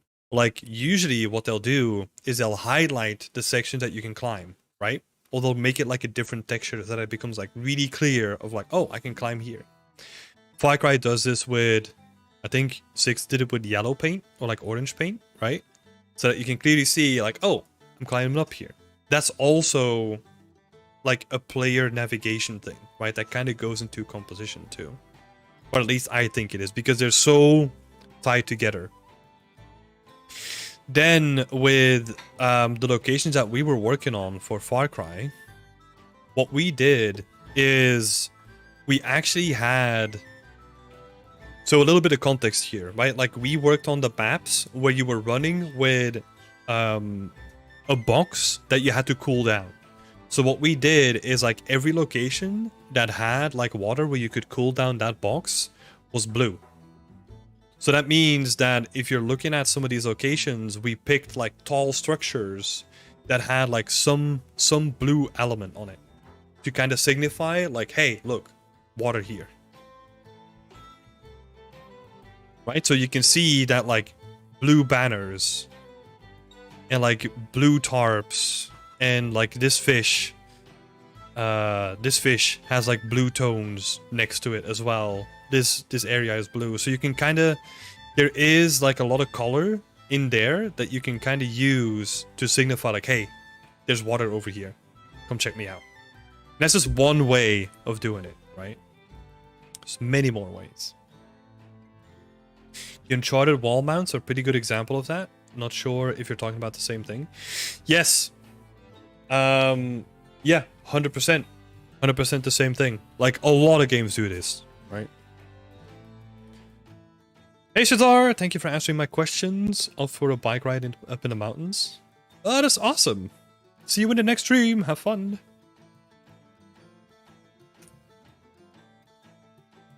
So yeah, like, that's where it get pretty interesting, right? Because like you're saying, like a player can literally go anywhere they wanted to.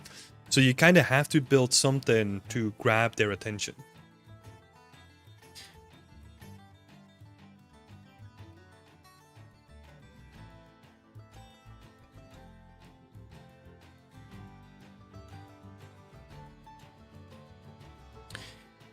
It's interesting that you can convert many rules on anything. Oh, yeah, yeah. Like,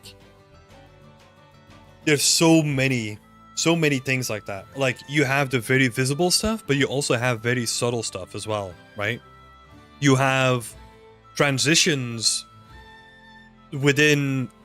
I think this was... I was talking to Helder Pinto about this stuff, where he was a senior environment artist, or still is. I can't remember. It's been a while since we talked. On sort of the art direction of Overwatch, right? And they'll have big rooms with bright colors, and then usually they'll have choke points with less bright colors and like less lights, because they want to direct people to like the big areas where they are brighter, so there's more visibility, and that also ties into like the composition, because you're drawn to it because it's more lit. This plays in every game, right? Like, it's very important.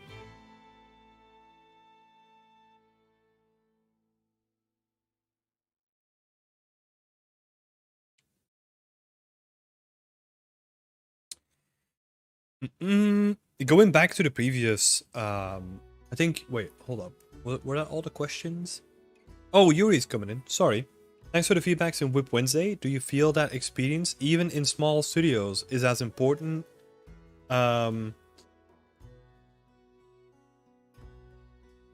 Is as important as a portfolio to join AAA? It's a combination of the two.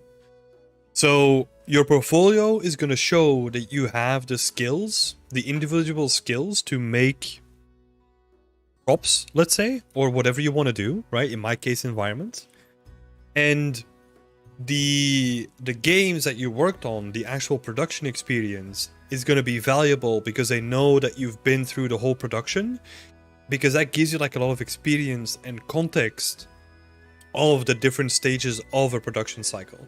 Because, for example, in the beginning, you're not going to be doing the same tasks as at the end of a production cycle.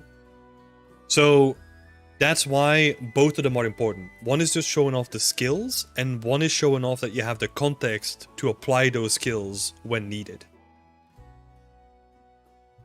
Thank you for the question, by the way. And then we get back onto the previous topic here about shyness and networking. I feel like a lot of the time it's okay to say you're shy or nervous when you're having to talk or explain something to someone you don't know. Yeah. 100%. 100%.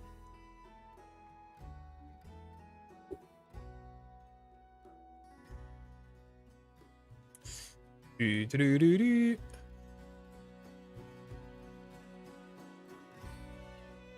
can't even stream while I do stuff. Every time someone joins to watch, I sit up straight and get nervous as fuck, so I don't stream. Oh yeah, don't stream then. But that's also a thing that I had in the beginning too. Like, it normalizes over time, right? And in the beginning, I was very careful of like, oh, do I do this, or do I stare at the camera? And now it's over time, this stuff normalizes, right? Like, now I start a stream I'm not stressed anymore. Like, it's just second nature. But in the beginning, whenever I had to start a stream, it was like, oh shit, what am I gonna talk about? Is my camera set up right? Like, are my lights okay? Like, and it was like a lot of stress in the beginning. But now, yeah, you build systems around that, right? And you improve what you can, and you just tweak it over time. And now, you start a stream, you know? And if I don't know what I'm gonna do, I'll figure it out. Or I just talk to the chat the entire time, you know?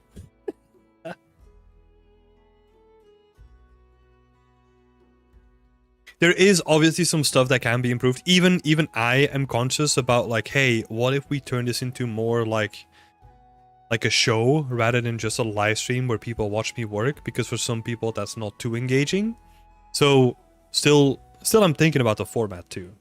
But let's see. But yeah, if you have that sort of stuff and it keeps on going, don't stream. Don't do it.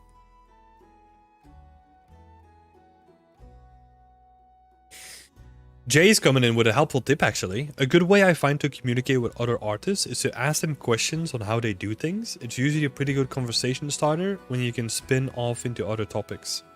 Usually games. Yep. Yeah, also,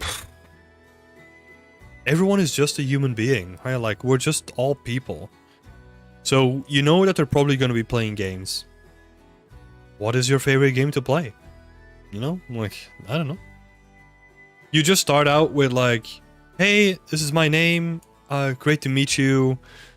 Let's say you can still do the thing that I did in the beginning, right? Like, oh, I've been following your work online. Like, it's awesome to see what you're putting out, right? Like, I love your work because of this. And then you just turn it into like a couple of questions maybe. And then like Jay is saying, you go into like the more casual stuff, right?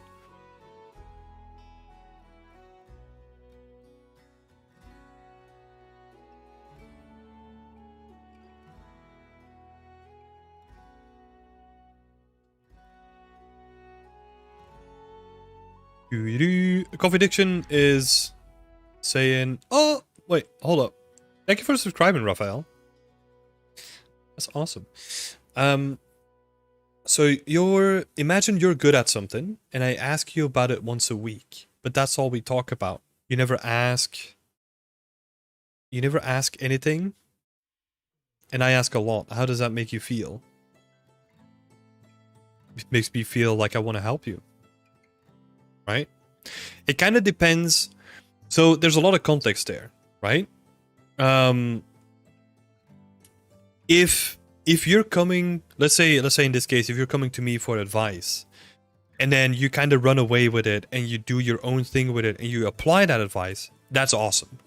But there's also people that will come up to you, ask for advice whenever they really don't want advice, or are still in this mode of like being very insecure or defensive about their own work, and then they don't apply that advice. Then over time, I'm gonna be like, hey, why are we talking about this? I know that you're not gonna apply anything that I'm saying, or if you don't apply it, like we don't even have a conversation about it. That can also happen, right? And then it just becomes annoying at a certain point, and I will probably stop communicating. Not forever, because I think that people can learn, but like I will probably spend my time focusing on the people that do want to listen and do want advice and are ready for that, right?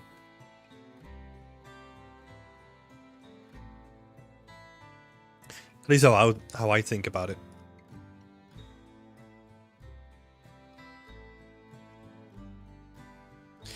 Yeah, this is also a thing. Like Jay's coming up with an interesting thing. Like, it's more about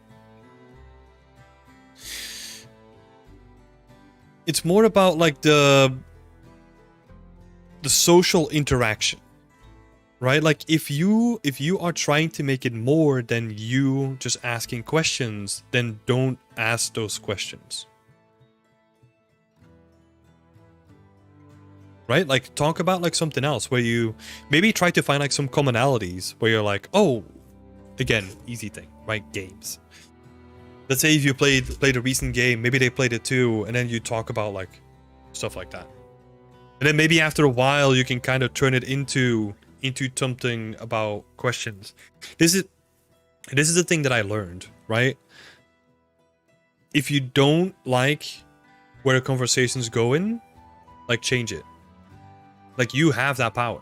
But that also doesn't mean that, let's say we're talking about something, it doesn't really interest me, that I'm just gonna be like, oh, hey, what do you think about this? Completely change direction.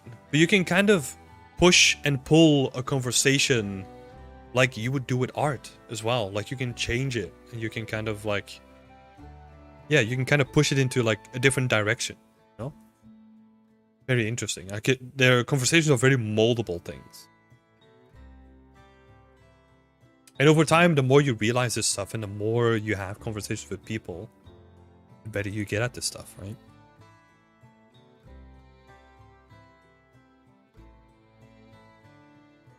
Does it make you feel like people are interested in your knowledge instead of you? The two are inseparable at this point, right?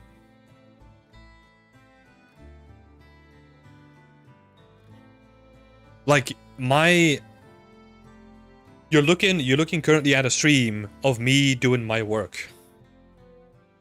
Right? So, like, that's why people are here, right? They wanna see me do my work and then also pick up like golden nuggets of knowledge whenever I can share them, right? So the two are inseparable. And this is from my own making as well, right? If I didn't want to do that, then I shouldn't have started Beyond Extent. Right? Like, you kind of make your own bed in this scenario.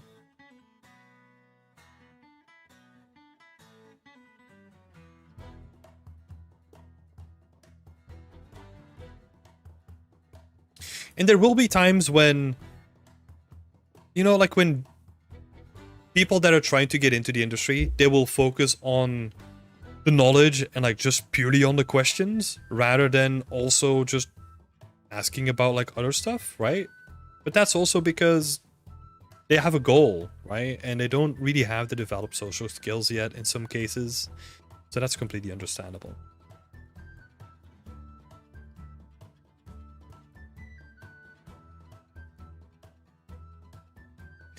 No, you're not. You're not from another planet. I've been there too. Like, I've messaged like a bunch of people at random, straight up asking them for a job. Was that a good tactic? Hell no. Hell no. Did it lead to like interesting conversations sometimes? Yeah. There were some interesting conversations there, but yeah. Doesn't mean that it was the best thing to do.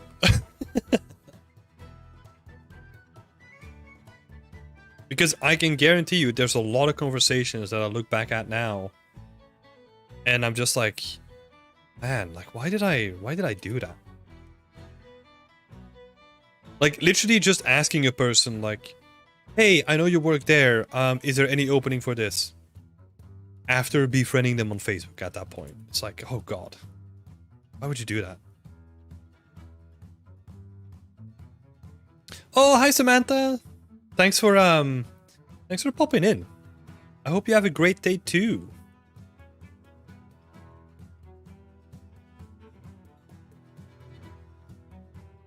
It was awesome to see you again. So we'll have to sculpt a couple of rocks.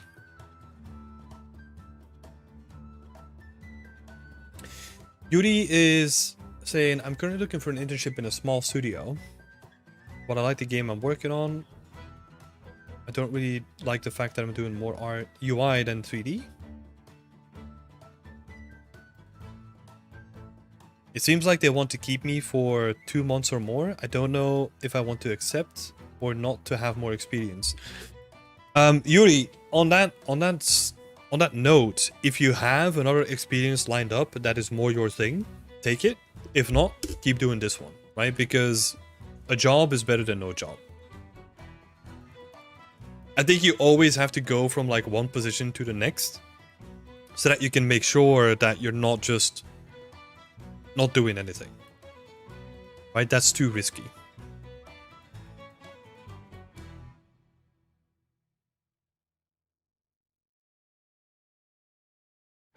So,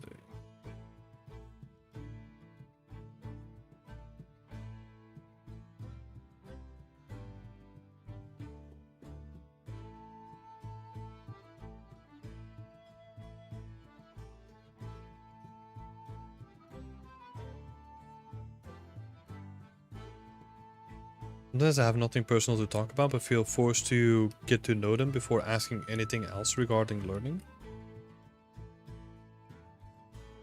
But it feels like you're focused too much on like the actual goals of, or like the end result of the conversation rather than the conversation itself.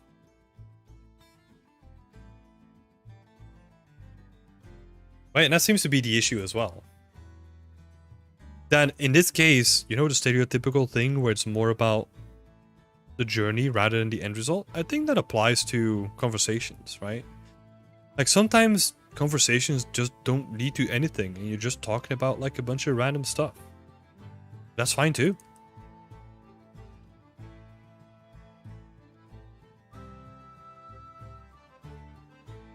Because this is what I was trying to do as well in the beginning, right? I would always try to force the conversation to the end result that I already had set in my mind. But that's not how a conversation goes. Because you never know where the other person is gonna push it, you know? Like you never know where they're gonna be like, hey, I don't know, have you seen this movie? And then it's like, oh fuck, like I completely lost track of my goal now. Shit, what do I do? It's like, no, just talk about your favorite movie. You know? Don't overthink this stuff.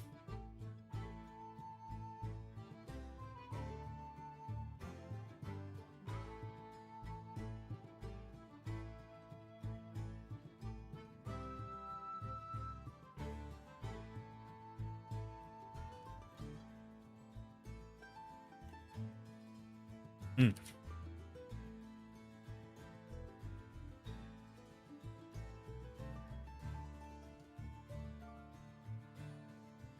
Mm.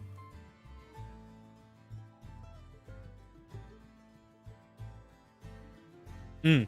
Mm-hmm. Some good points being brought up.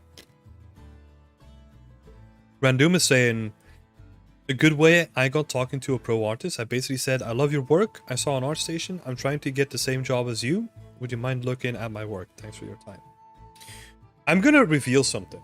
I mean, I've said this ages ago, but when I was running a blog, you know what I would do? I would have, I'll show you, right? I'll go through my fucking archive.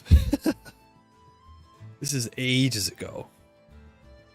Can I sort this?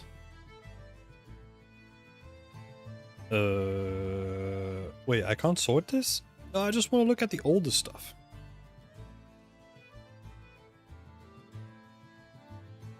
So, for example, like I would always have a spot for weekly inspiration.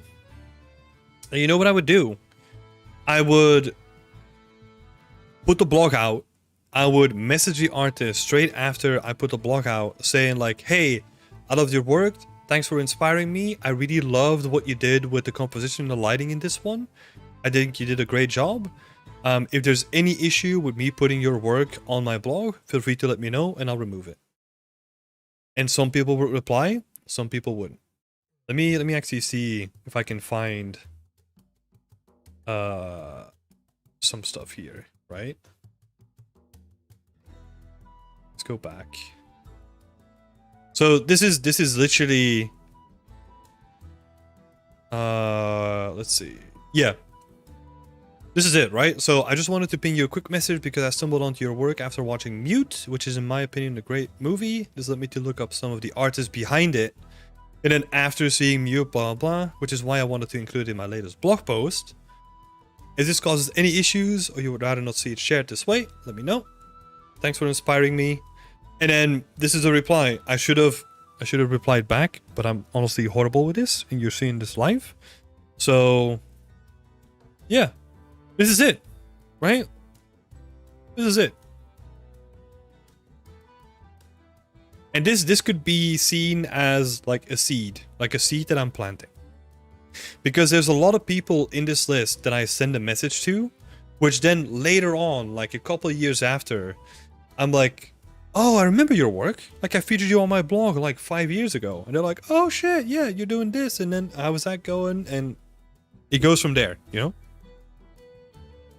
But the reason why I show this is not because of like the potential output. It's just like sometimes sending a message like this,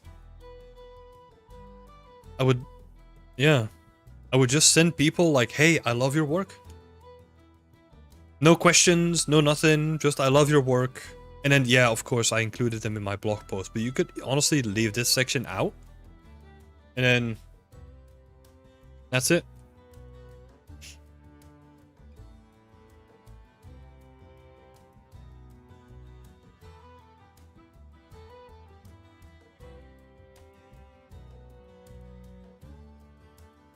That's it. Also, sometimes I've seen this a lot, like, we overthink this, right? Let me give you an example. You have to send me an email about something. Like, a lot of people might really think about that email. But whenever I have to send an email, I'm like, cool, introduction, what I want them to do, or like what I'm sending the email for, and then signature, and then done, you know?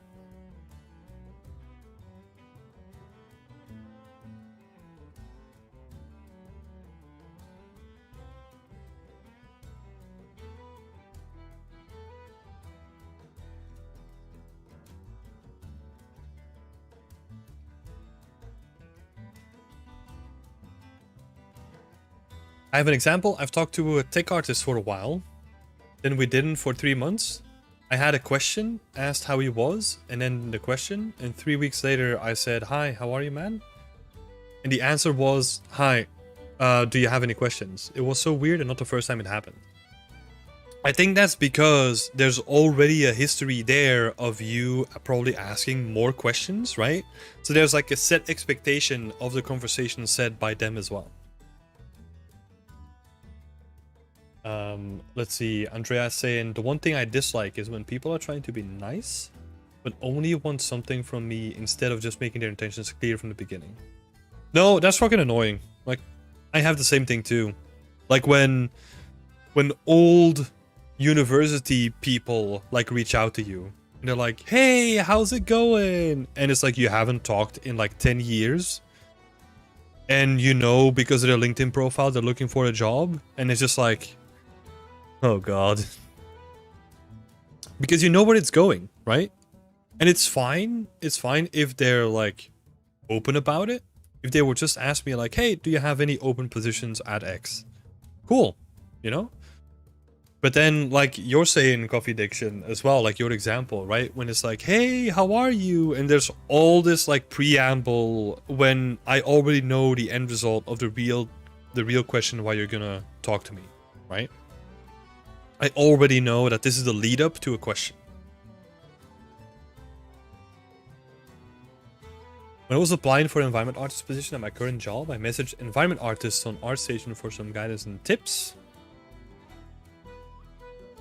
Yeah, and experienced. Yeah, I think there's nothing wrong with that. And if they don't reply, then they don't reply, right? But there's going to be a lot of people that do. You're going to be surprised by the amount, I think.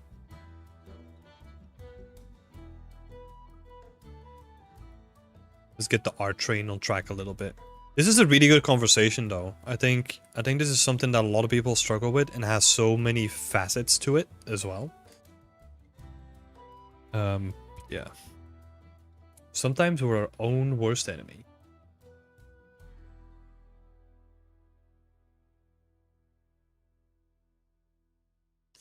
Slap this up a little bit. Yeah, you don't want to seem disingenuous. Yeah, I think that's it, you know?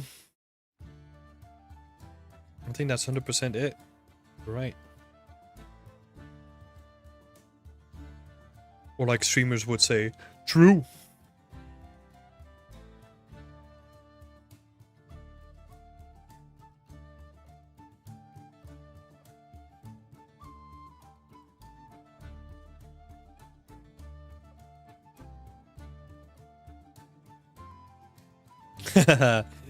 Here's an interesting thing, Coffee Addiction. If you have 2 responses, that just means that you're having the human experience.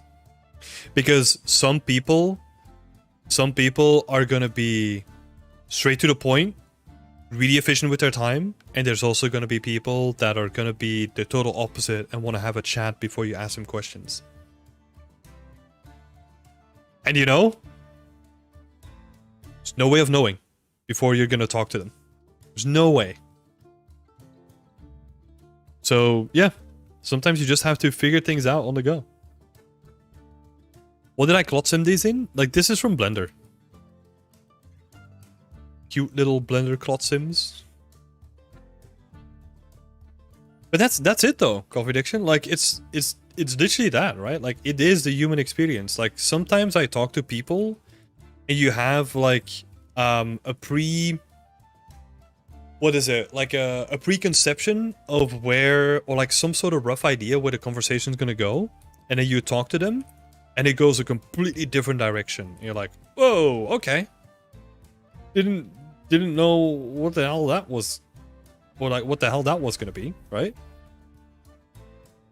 But that's completely normal.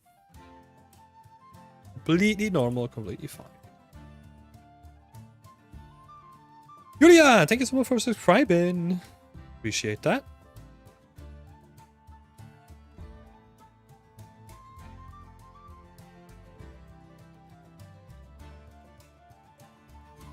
Let's see, so this is like a little staging area for like people try to get into the city then? Is that gonna look good? Not sure. Maybe a bit too messy, so let's see if we can block something out really quick.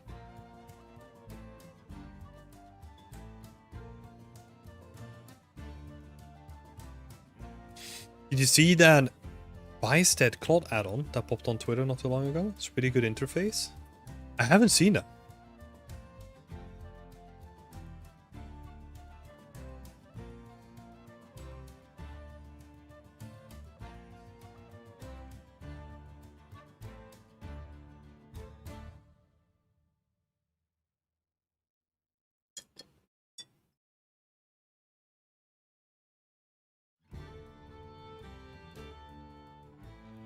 I think if you really have issues with that Coffee Addiction, in my opinion, it might be because that's not really what you're interested in. Like, you're not really interested in making actual connections, you're just trying to get it into the industry. Which is fine, right? Totally fine. But then treat it that way. And just be like, hey, look, love your work, I have a couple of questions. Here's 3 questions, thanks for your time.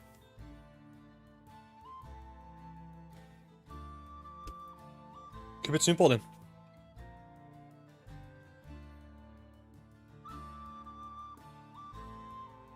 Mikael is also saying, I always have the question, I always have that problem where I'm not really sure what to ask.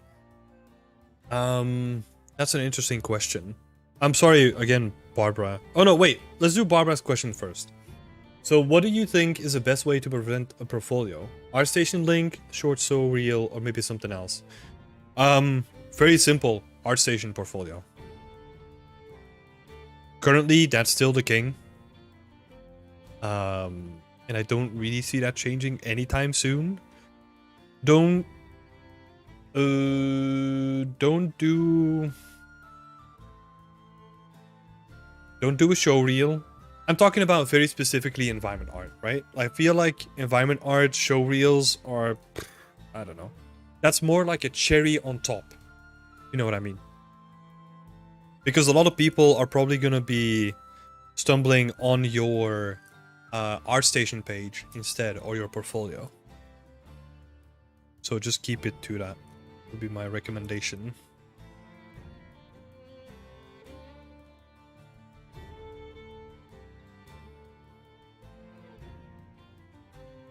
Let's see.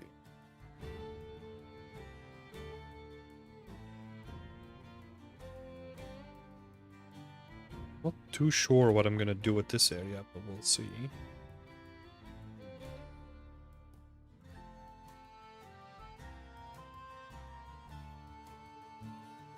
I'm more seeing this little area as like, you know, Like maybe a market stall outside of the city, or like I don't know, a stop for people that are going out of the city and then traveling. I don't know yet.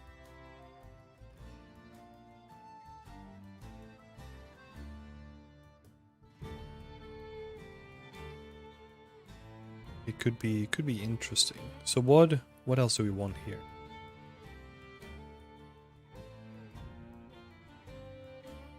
We probably want to have some tables where people can actually buy the wares in, right?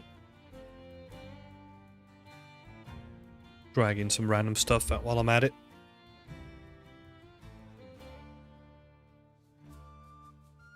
These benches. Oh. The chest could be cool. Loading line. This is also interesting, right? Like, currently, I'm just dumping Khajiit camp in Skyrim.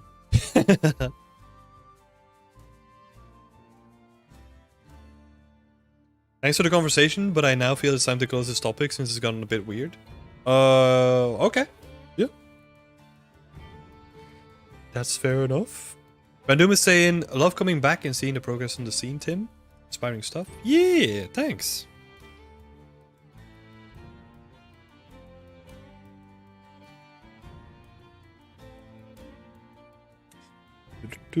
Got any deadlines? No!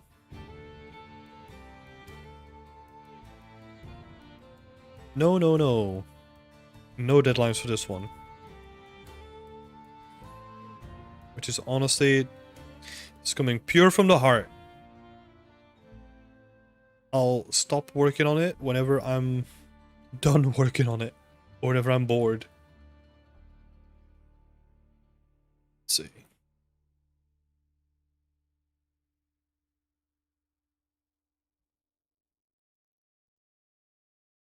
Deadlines suck. They are also necessary if you want to get anything done. Because, oh my god, we're so bad. Especially, I'm talking artists, right? We're so bad with stopping when we actually should do. But yeah, they do suck, regardless. I 100% agree. Where's my table? I need a table.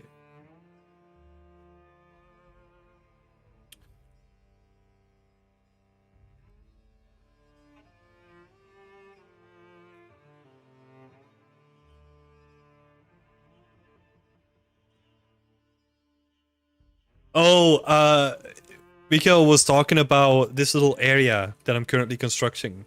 Like, a military check so people don't bring in anything illegal. That's the context there, Jay. Or at least I think so.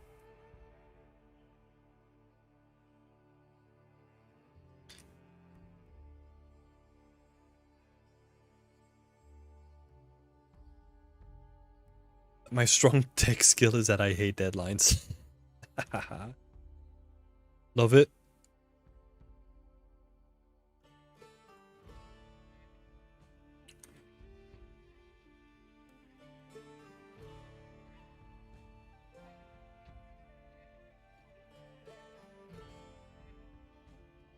Do you use Substance Painter for the assets? No! This is all tileables and decals.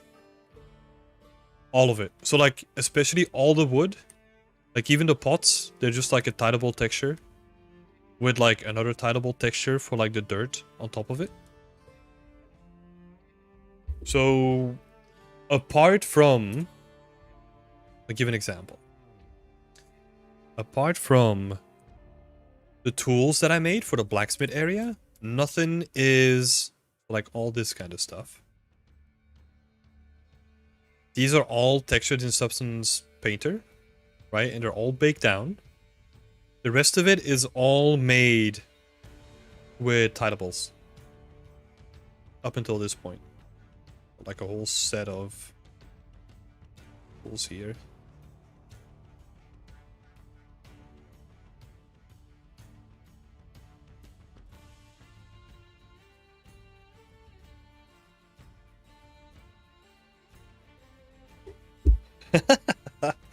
Let's not do that.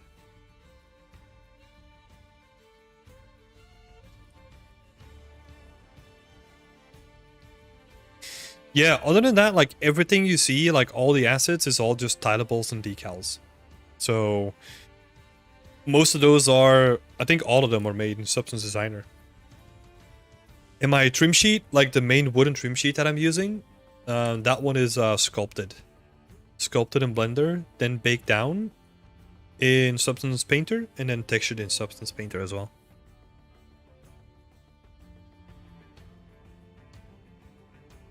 Oh. What? Okay.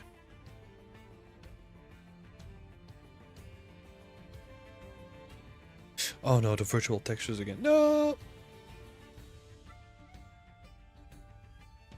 Oh wait, can I set this to be like non-selectable?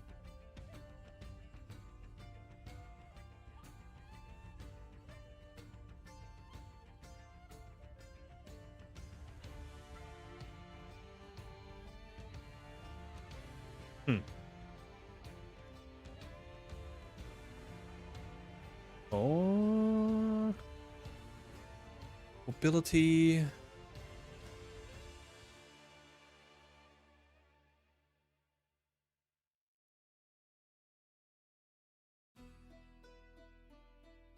does it select that camera actor though?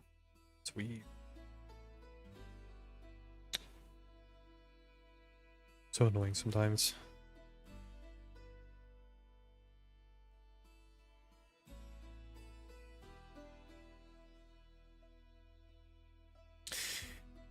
Coffee Diction is saying, thanks for bringing up the conversation though. It's an area that us artists often wish we didn't have to deal with, but it's very important. Yep. Yep. I agree. I agree. And it's honestly, in terms of skill sets, probably the most important one that I improved like over time.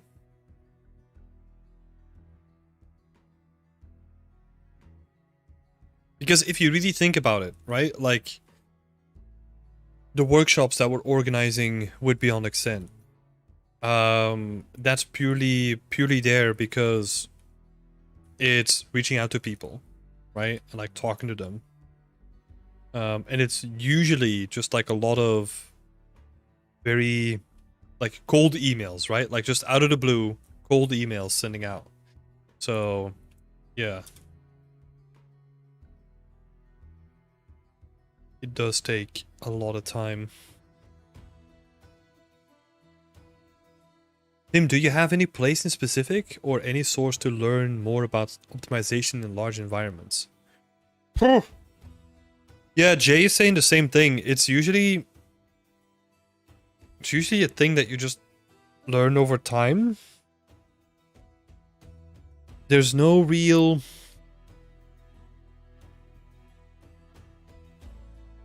not really true. Okay, I'll share one. One came to mind. So let's go to YouTube. There's one that I love. And it's this one.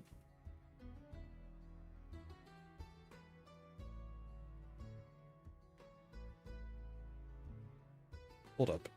Not there. Oh shit. It has my timestamp in it, but that doesn't matter. Like that video is one of my personal favorites when it comes to how to make a giant world with like lots of detail, but then still have it on like just a single set of textures, right? Like they did like a bunch of stuff that was like really interesting optimization wise. So I definitely recommend checking that one out. There might be some other hidden gems that I don't know about, but that's like a good one that I really like myself.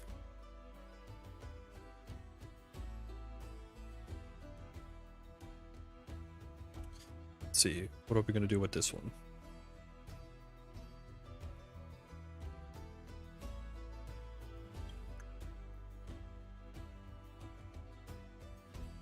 Just vibing today.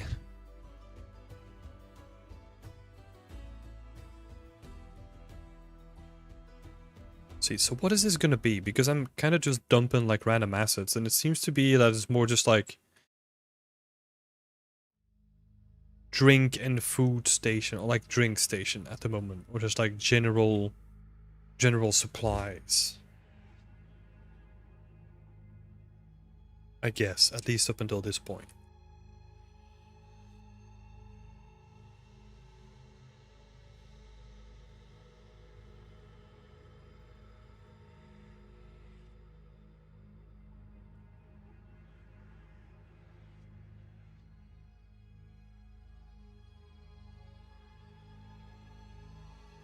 Gonna post it in Discord for now, in case I can't post it in here. Try it, Jay. Because I don't know if they're disabled or not. And if so, I'll get it from the Discord and post it for you as well.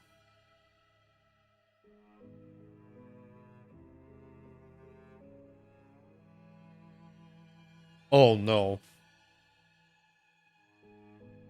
Oh no. This looks scary, Jay. Why have you shared this? This looks like code and stuff. What? This is scary, man. Scary. I'll share it regardless.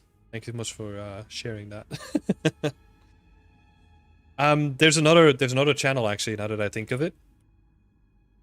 Oh. It's called, oh god, what's his name again? Tech Art Aid. That's the one. That's a pretty good one as well.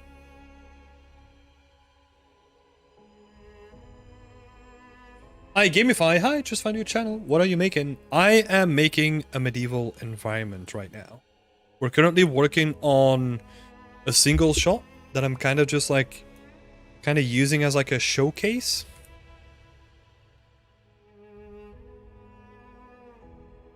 Yeah, math and science? Like, how dare you share this, Jay? Blasphemy.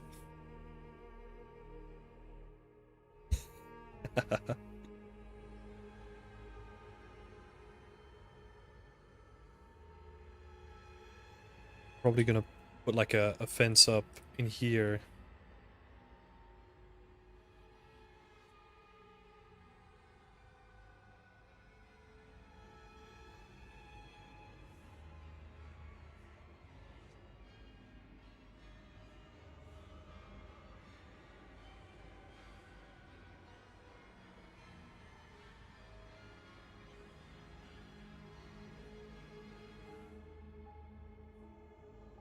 Where did you make the trees for your scene? I've built my own tool for that in geometry nodes.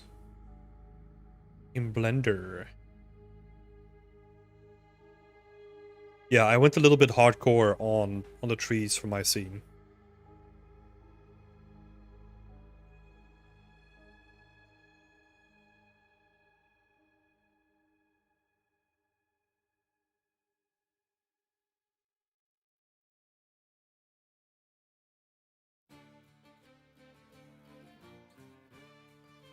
So maybe put like a fireplace and stuff down here as well.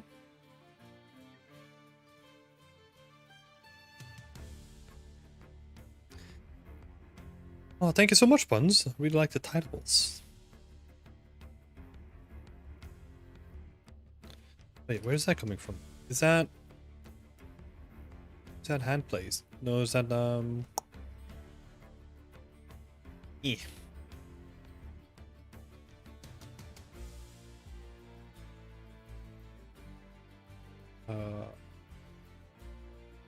Oh shit.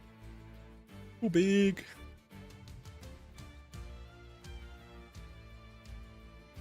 Oh, I wouldn't suggest looking into GeoNodes if you want to make your own.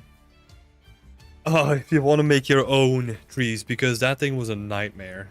I do not recommend. Like, but I'll give you another option though.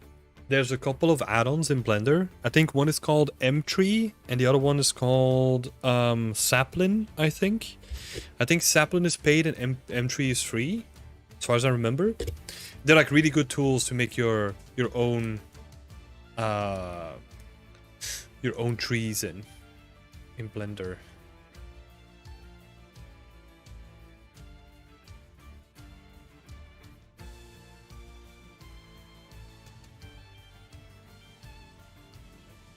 Let's paint some grass.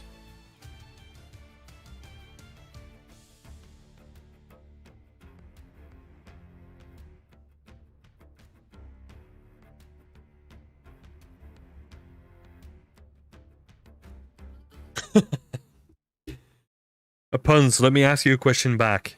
What would it mean for Blender to be the king?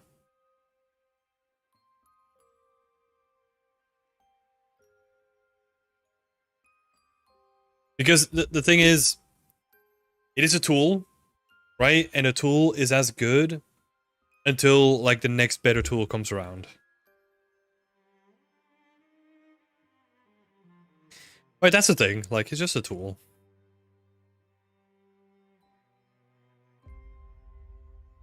Tree it. Oh, that's the one. Thanks so much, Fatal Muffin. That was also one of them. Tree it. Yep. I like it, but it's tough if you want to combine that with sculpted trunks. Yeah. Let's see. Barbara, I keep missing your questions. I'm so sorry, Barbara. When will you use second UV workflow and when vertex paint? You could use them in combination as well, if you wanted to. So in my case, the reason... Let me think about this, right? So in my case, the reason why I'm using vertex color is because I've found that like a very approachable way of not having to worry about like generating a mask for every single asset or collection of assets, right? So that made it like way easier for me in terms of like workflow, because now I don't need to take every asset into Painter or Designer or whatever, render out like a bunch of masks, then bring it in, set up a new material instance, add the mask there. Like I don't have to do any of that. Now I just bring it in. I use the modeling tools in here where I just say like, hey, bake me the vertex colors for this asset, please. Per channel, I want to have curvature in the first channel and ambient occlusion in the second. And then I'll use that to drive my texturing. And I found that to be way more approachable and way quicker because I can all do... I can do it in the engine. And it just opens up like a lot more possibilities, you know. Plus, I don't have to worry about like setting up material instances for every single asset just because I use a different mask setup. I don't need to do any of that. Which means that now, like, this entire world basically is built off of like a couple of material instances. And so, for example, these are the material instances that I use for... Well, there's a couple of the in there that I don't even use anymore. So let's say this selection here are like the materials that I use for my trim sheet. For all the assets. Right? And that's pretty interesting. Obviously, it comes with downsides as well. Because when you're relying on the vertex color, that means that you're storing the data in your geometry. Which means that first you need a little bit more geometry. But also the texturing is going to depend on your LODs as well. Because as you LOD out, like it's going to remove geometry. So that can break the whole look of things. So it's a balancing act there.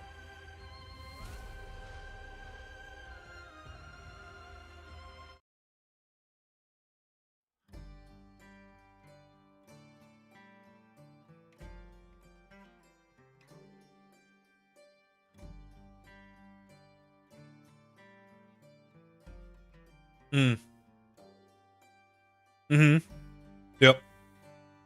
Yeah, like Jay is saying as well. Focus the vertex color on large shapes and then do smaller details in vertex color. Because they get destroyed by lots. Yeah. And it also depends on what kind of style you're going for, right? If you're going for some very subtle layering, I don't mind that it gets destroyed by lots because it's very blended. But let's say you're doing, you have red paint on top of like a white surface, right? And then you're doing LODs, you're definitely gonna see that. No chance that that's gonna work. But like with my stuff, like it's very, the colors are very similar, right? So I get away with like a lot. So it is very specific to the work that I'm doing here. Gamify is saying, or like asking rather, can you describe yourself, your work, and your channel in a few words, just for the people that found you? Yeah, sure. So I'm Timothy Dries. Like I own Beyond Extent, which is an environment art focused community that teaches other environment artists how to get into the industry and improve their skills. My work, I was a former senior environment artist at Ubisoft, and before that I was an environment artist at Frontier Developments. So yeah, it's time for me to share the knowledge and focus a little bit more on the education side rather than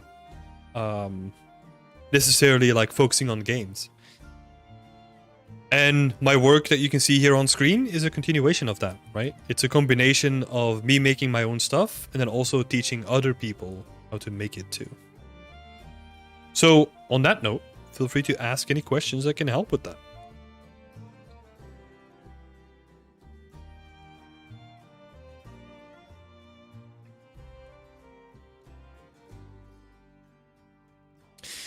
From the performance standpoint, is vertex color cheaper than second UV workflow? It depends on what kind of performance you're talking about, right? Like purely render performance. I mean, I think in general, like Jay is saying, yes.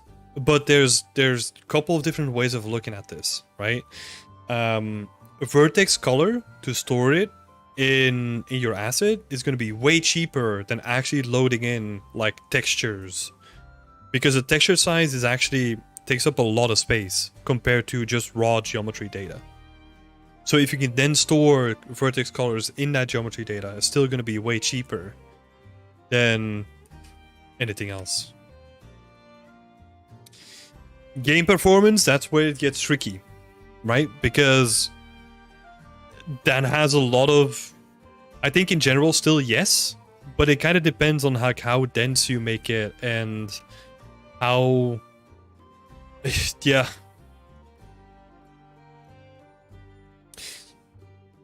Yeah, Jay's coming in, saving me a little bit. Will always be read from mesh data. Like vertex color will always be read from mesh data, while second UV will increase the memory costs and extra textures being called into memory. Yep. So yeah, let's go with that. It is very performant. Do it this way.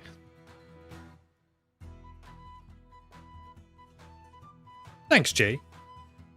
Coming in with the tech art help.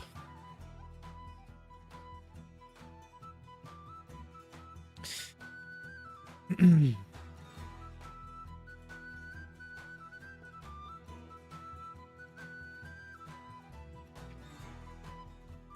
a software developer with 10 years of experience, and I'm now just trying to get into game dev since my ultimate goal to release a game someday.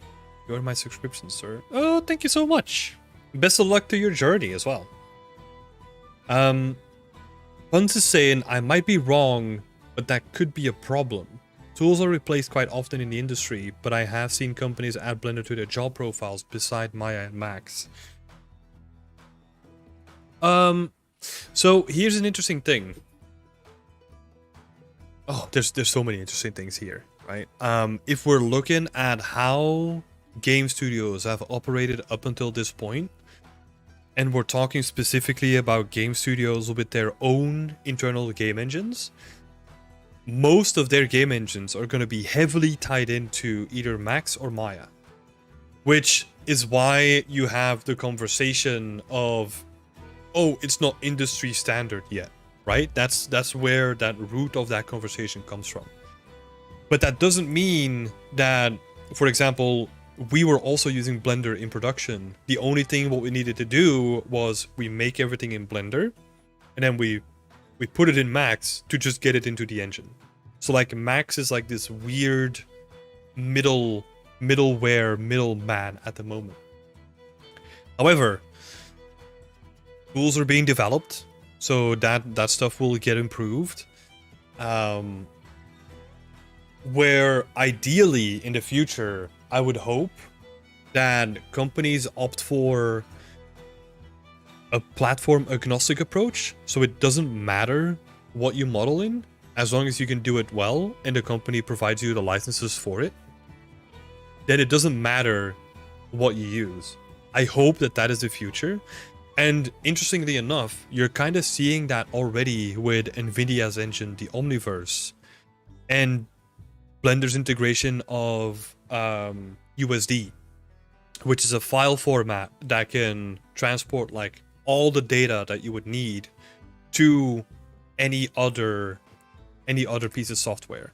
So you could technically have a USD in Omniverse in this case, and it could still be linked to your USD inside of your modeling program. So if you do changes in the engine, it could probably, I haven't looked into this deep, but it would still be synced with what you see in your modeling program. And USD is then also supported by Max, Maya, and Blender, I think. Making an assumption here, but I would assume so. So that means that you could technically model in whatever you want, as long as the engine supports USD as a file format.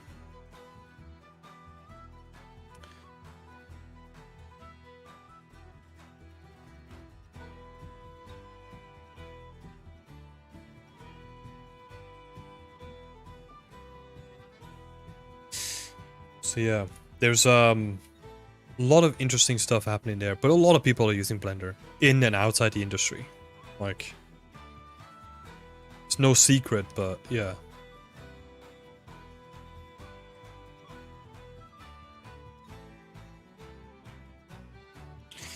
I'm lacking artistic skills though, it's my nemesis. I have a little bit of Blender experience, I made a thing or two, but I'm far from an artist.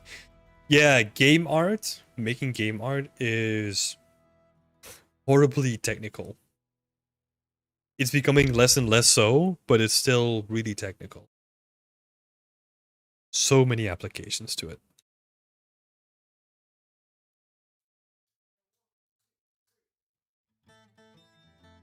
Yeah, but the last thing on your point as well, Puns, is, yeah, again, like our entire team was using Blender within Ubisoft.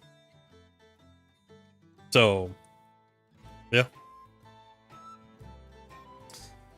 Take that information and do with that what you will, you know?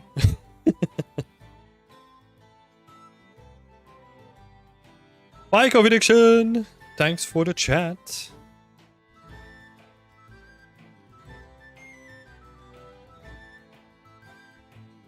Let's see, so what is this looking like?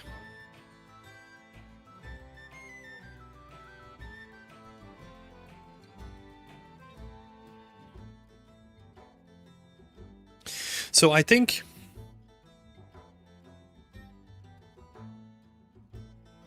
the thing that I want to do is I kind of want to move this entire section, the foreground elements, and kind of push it more to the right so that we're seeing the entrance. I'm gonna do it. Let's see. Okay, let's try it a different way.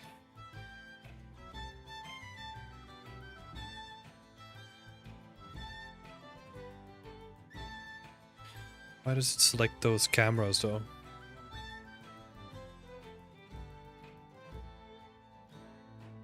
Oh, it probably selects their camera frustum as well. That's a little bit weird, but...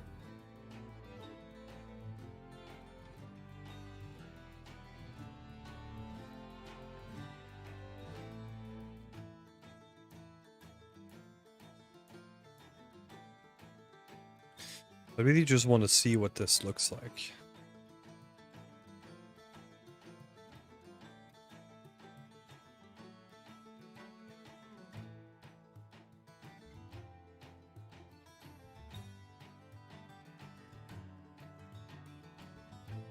Hmm.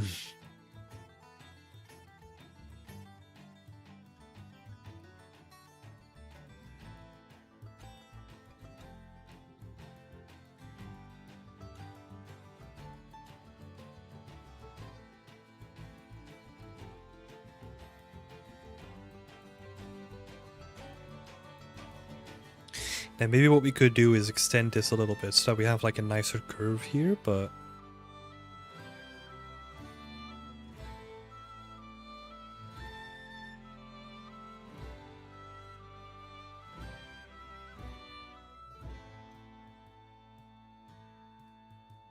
I think that could work. Or do we... Let's see, so... Let's do a quick before and after.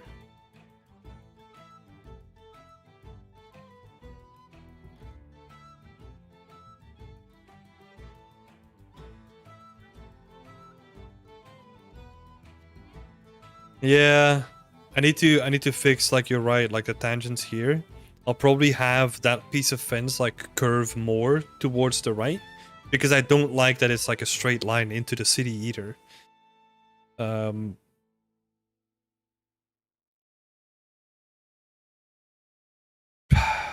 honestly don't...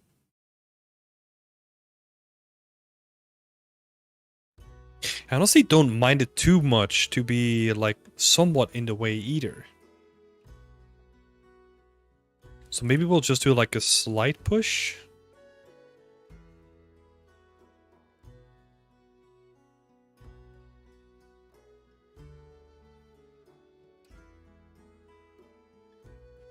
Because I think it could be cool to get a glimpse of what's inside.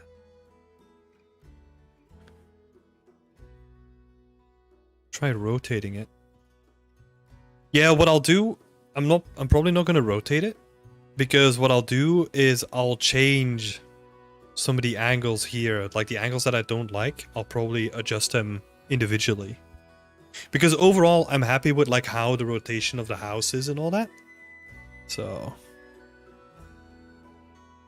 I'll probably keep it something like this.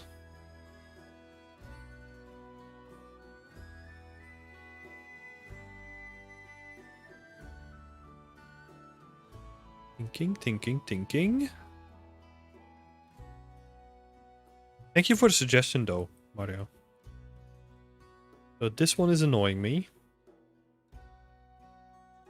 Makes a little bit more sense.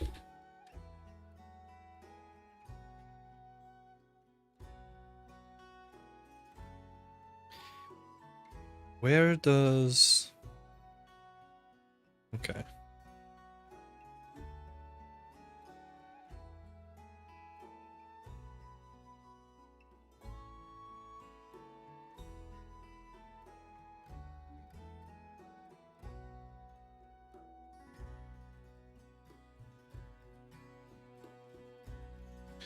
And I think what we'll do is we'll make this curve a little bit better, like curve a little bit harder.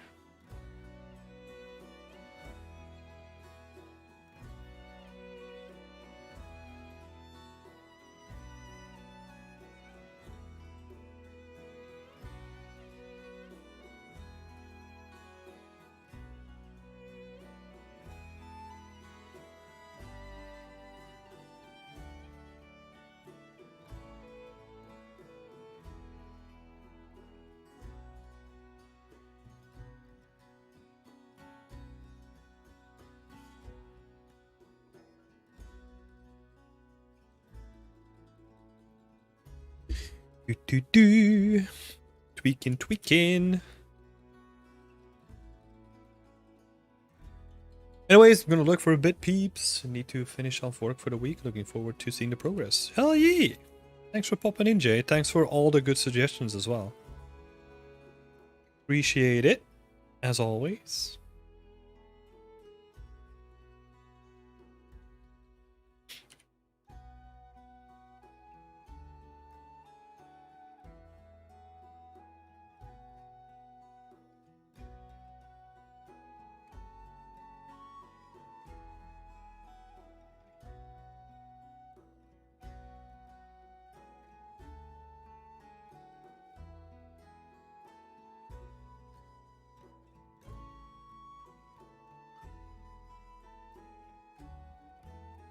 Yeah, I do not mind this too much. I think this is quite nice.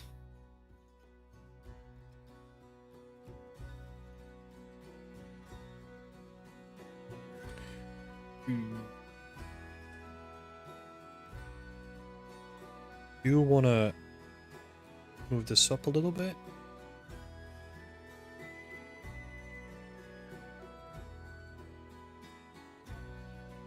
Yep. I set up my own spline blueprint for the wall. Works pretty nice. Oh shit. Sample it first. I'll show it off in a little bit. I mean, it's not too complicated, right? It's just it's sampling from an array of objects and then just like randomly picking between them.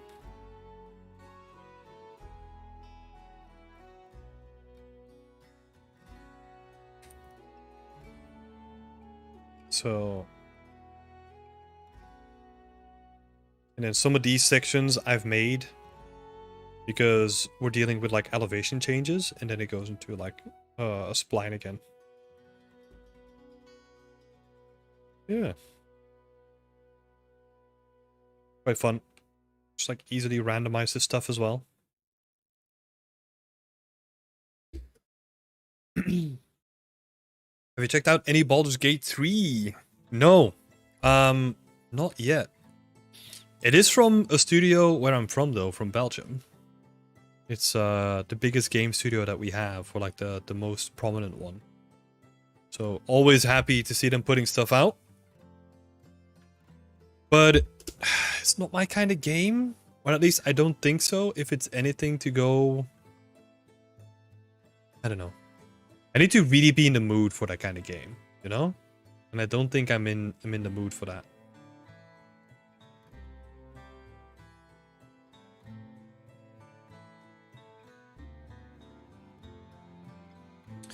Plus, I have Starfield that I'm currently playing, so I'll be busy for a little bit at least.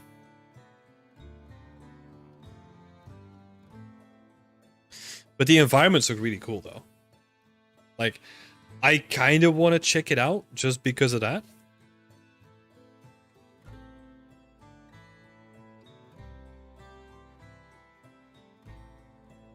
Have you been playing it, Brandon? Wait. Who else has been playing Baldur's Gate? I'm gonna assume that 90% of the people here have played it. Because the amount of people that have been playing it is absolutely ridiculous. In the very best way.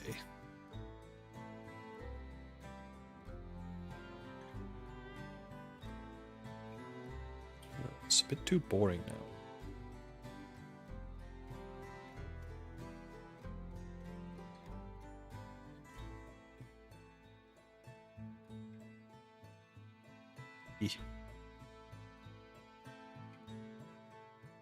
Yeah. It's quite nice. Think you love the environments, man? Oh yeah, for sure. Trying it with my friend is actually hilarious. I've seen some really interesting clips online. Of like people kicking squirrels when they want to talk to them for the first time and stuff. There's some funny stuff happening in those games, man.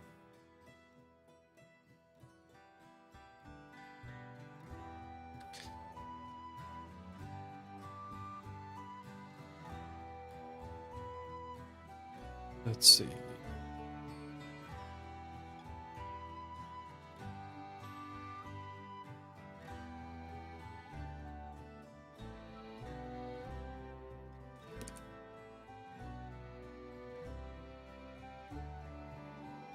This little thingy's in my way, though. I don't like that.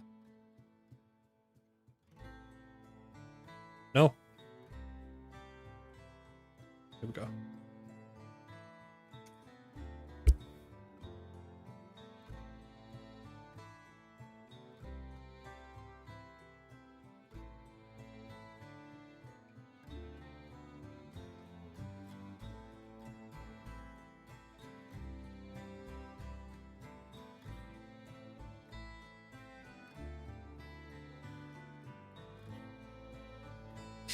Andrea's saying it looks great, but the isometric style isn't really my thing.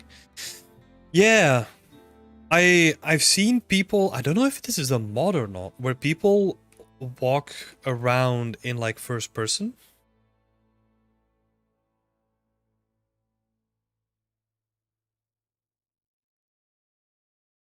I don't know if that is like a thing that is just like a setting in the game or that you need to enable somehow, but that looked really interesting.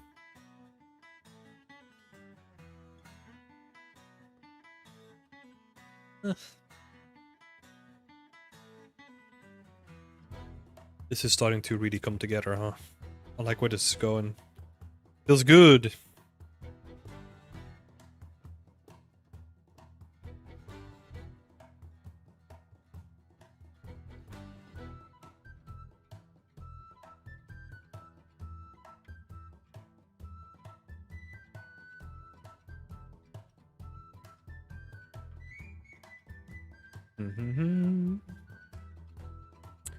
Don't know what I want to add though. Oh, let's try this. Let's try setting it to night. Is it possible to get higher detail rocks for the foreground? Yes, it is gonna be 100% possible because those have no textures. So that's 100% possible. That's one thing that I still need to do, setting up the textures for those. They're just blockouts right now. Let's have a look. Just gonna add like a cheeky light in here. I think we might actually need another light. Let me grab one of those things.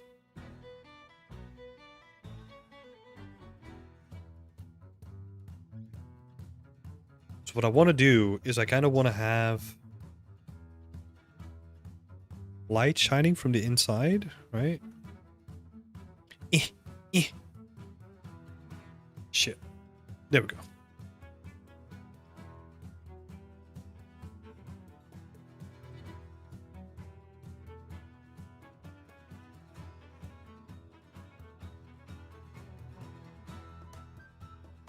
Yeah, I kind of want to have like a subtle light like that inside of it. What's the radius on this though?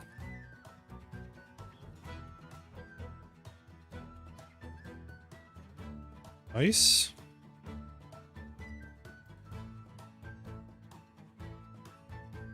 Oh, and then I'm gonna see. I can pick up some of these standing torches.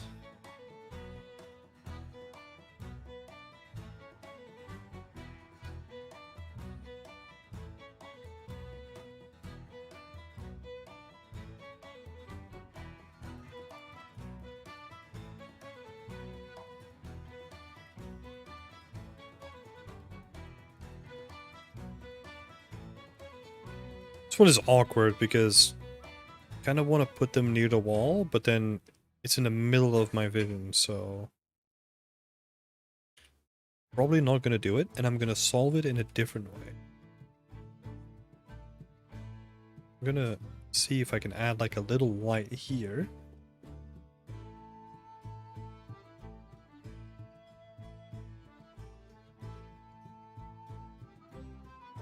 To set it to like 100 or something like that. Nice and moody. No shadows for this one.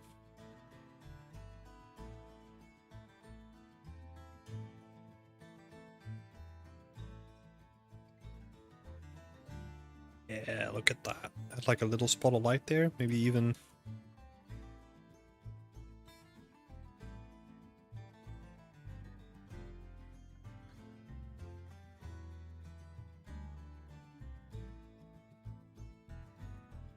right? Just like a little bit of light.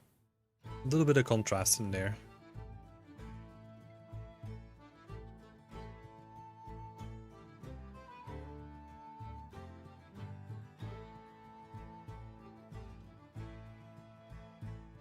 I think what we'll have to do is let's change the road up a little bit as well. Let's make it broader as well. Could be interesting.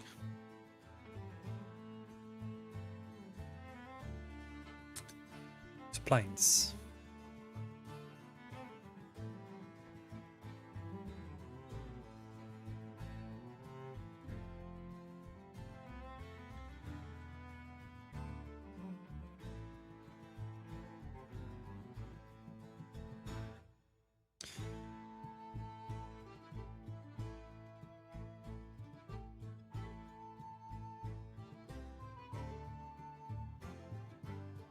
Yeah, maybe.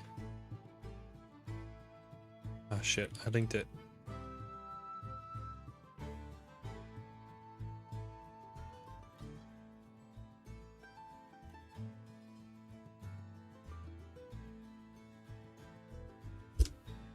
So we got like multiple roads going into it.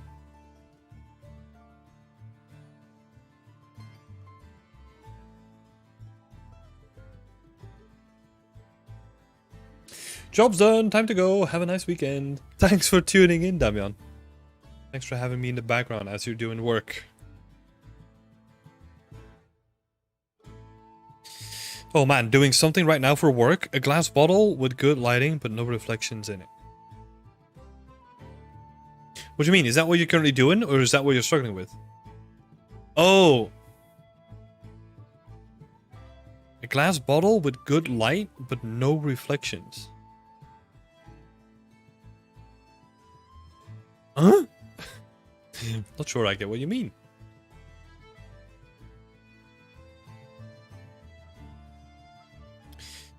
Okay, and to add like some more interest here,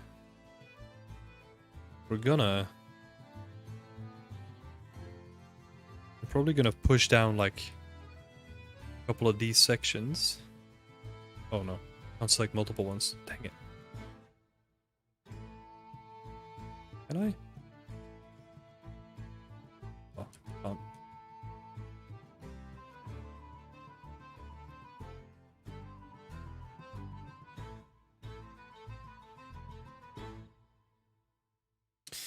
Hey Vivek! Good to see you here. How's it going?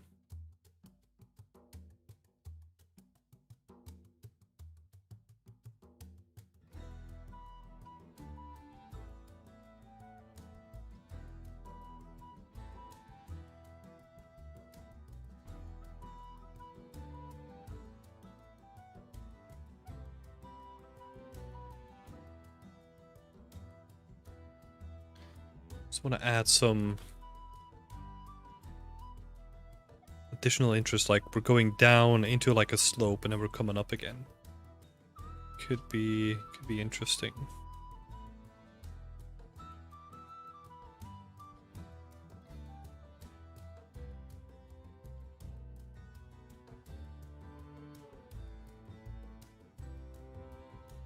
Oh, I see what you're saying now. That's like a client or like, I don't know, someone asking for it. Oh my god. Okay.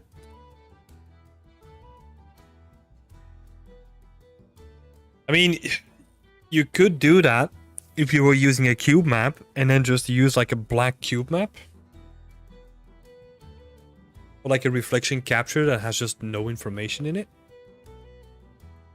But then you're not gonna see any reflectivity in it either, right? So this is one of the things why I am not interested in freelance, because I'm not saying that you're freelance, right? I don't know what your situation is, but I feel like a lot of times you just have to work with people that have no clue what they're talking about. I'm like, nah, I don't really have the patience for that, you know? Don't need that in my life. No thanks.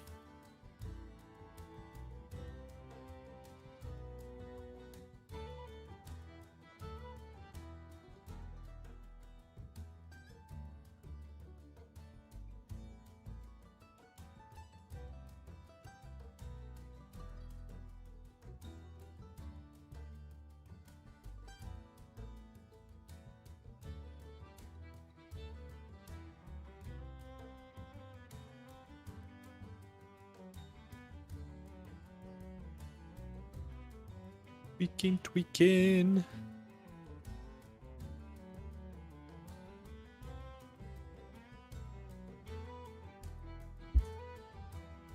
Yeah, so now we're getting like a little bit of interest here, which is pretty cool.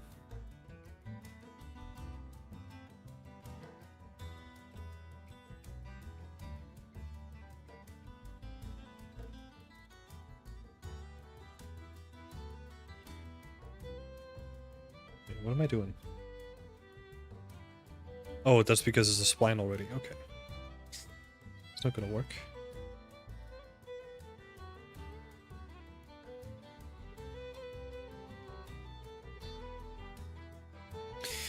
Mario Lopez, have you made anything for the Unreal Engine Marketplace? I'm trying to put something together and wondered if you had any tips. Yep, I've made, the last environment that I've made is on the Unreal Engine Marketplace. It has been for a while now.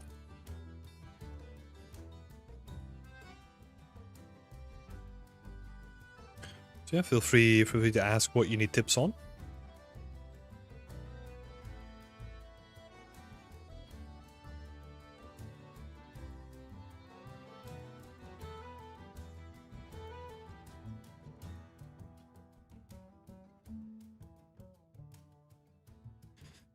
Oh, advertisement agencies, yeah.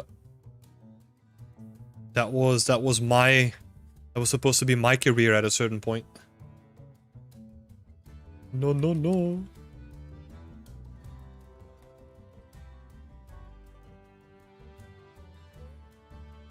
I'm gonna see.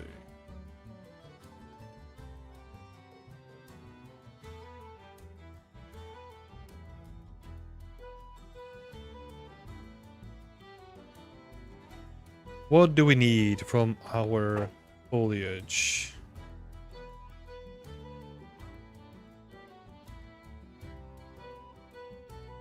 These are all saplings. These are trees.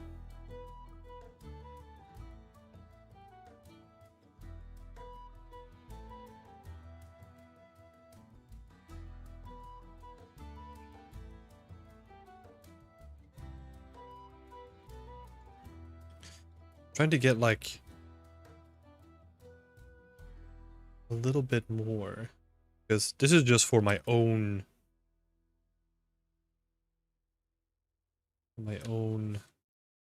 testing purposes, but I want to kind of get a curve in here.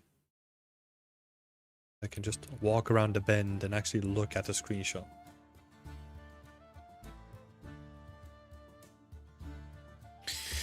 Let's have a look.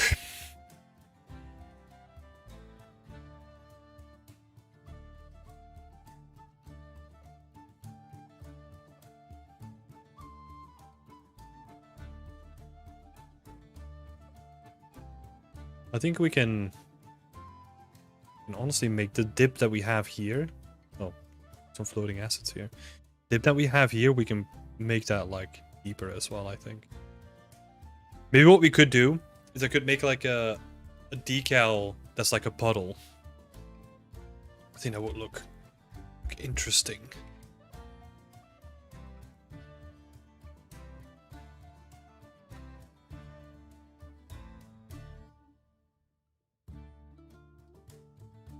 RVTs are spazzing out a little bit again. For folder organization, do you have all the meshes in one folder or nested with named folders and contain mesh-specific materials? I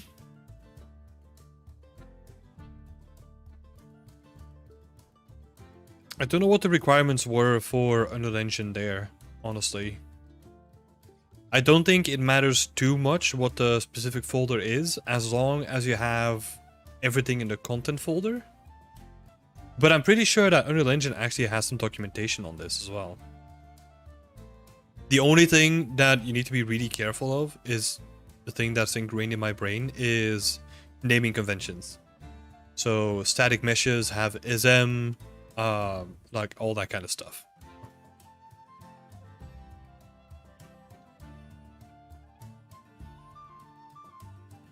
Cool. Cool.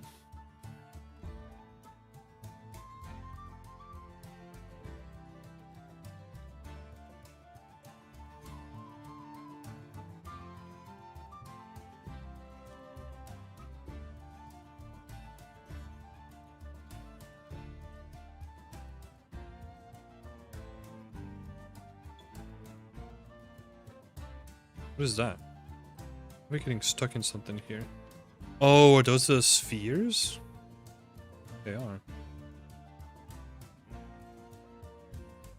Yeah, obviously from this side it's not going to look that good, but... like a little bit of an elevation change. Oh, this looks so tasty. Love it. Love it. For people that are new in this chat, feel free to ask any questions that might come up. If you're like, hey, what's this? Feel free to ask me. Or if I'm explaining something and I'm using too many big words, which is a very common mistake, feel free to call me out on that too. Let's change it back. Midday.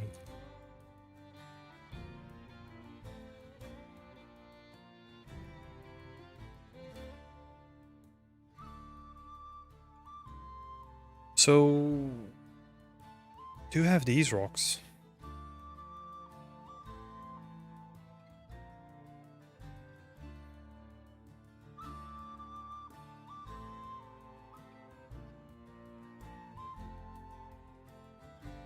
Be right back.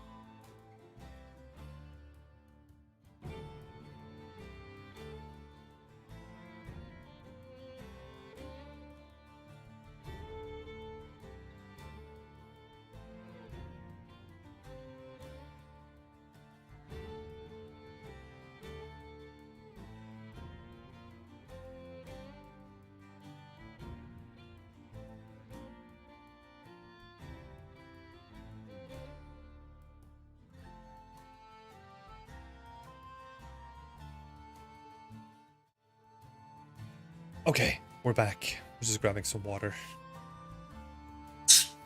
What lighting system are you using? Is this a plugin? No, this is a blueprint that I made myself.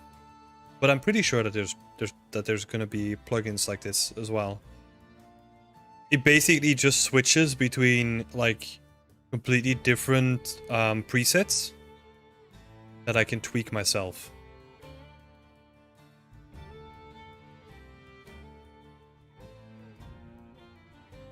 We actually have like a little bit of a workshop on this from Cairo Goodbrand. Like that's the person that I got the workshop or like the idea from initially.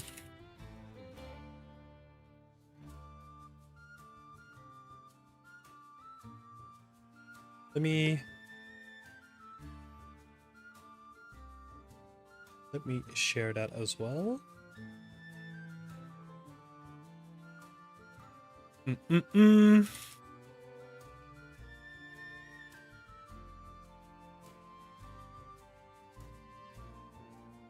Where is it? There we go. That's where I got the idea from. So a shout out to Cairo. Hello, Tuan. Great to see you here. Oh, RVT is messed up again. Gonna happen a lot. Do you blend your vertex paint with some mask to get nicer edges? My vertex paint, as in my vertex color on my assets? Is that the one that you're talking about?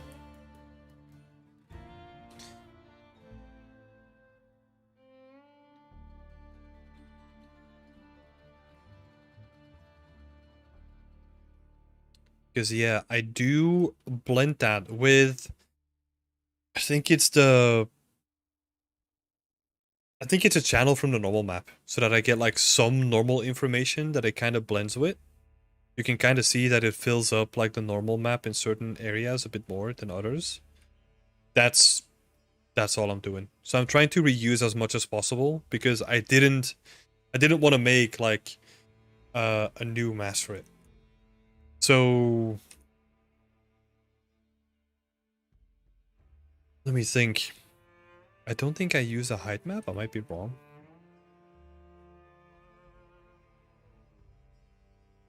Yeah, it seems to be like the height map of the actual tileable texture itself. And then also it's influenced by the normal map underneath it.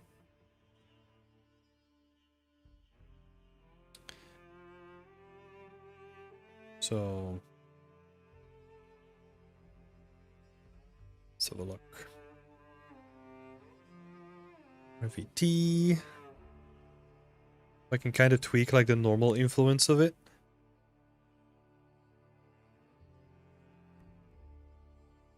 Pretty cool.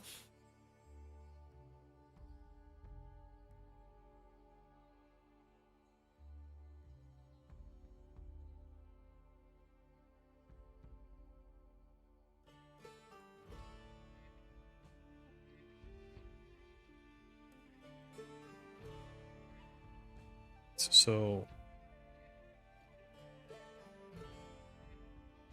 I think this side is pretty much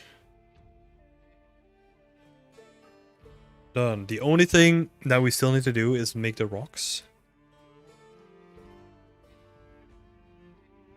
Actually, I'm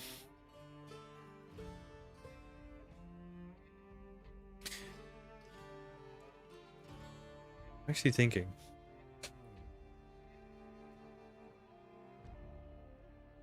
Because we have rocks here as well. And those are rocks that kind of have like moss built into them. I could rotate them and they kind of have like a mossy surface on them. I'm wondering...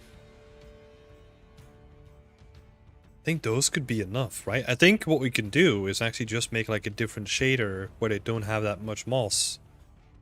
And then we should be good.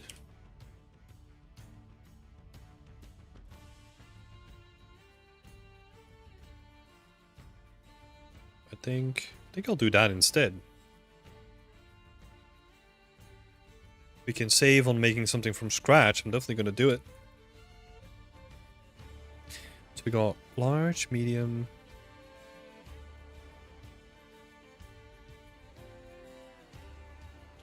And then I'm going to duplicate this one.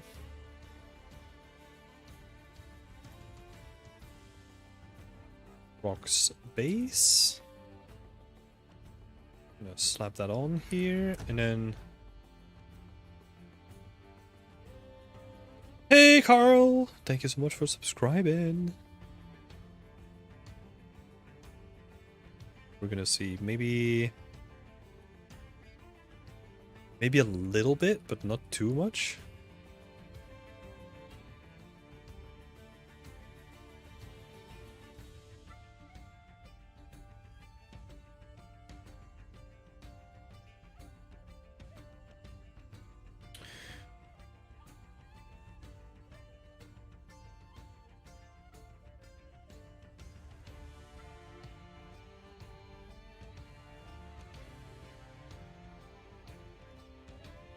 Moss tint. I don't have a tint in this one apparently. Oh, I do.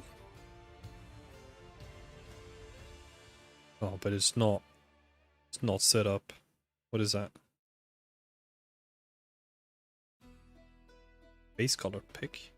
Okay. That's all good. Got some rocks in the foreground. Happy that I don't need to make like a bunch of new ones. It's all I wanted.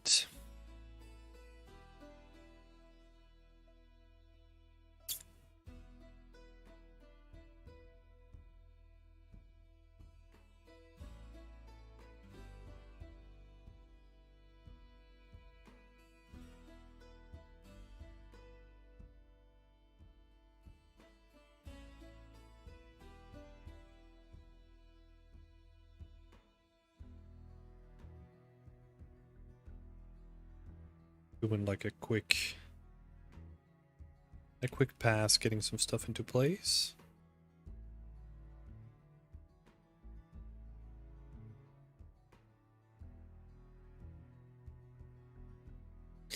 Yes, that's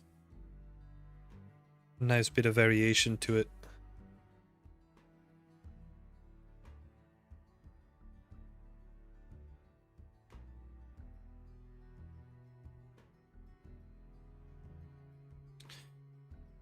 Here's 4.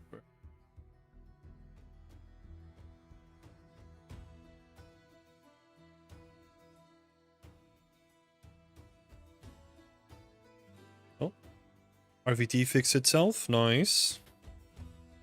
We can actually see what we're doing now.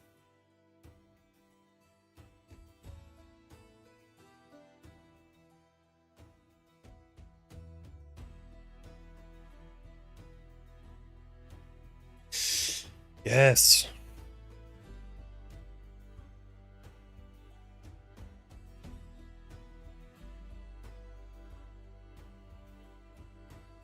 I think the main thing that's like a long-standing thing that I still needed to fix is shrubbery.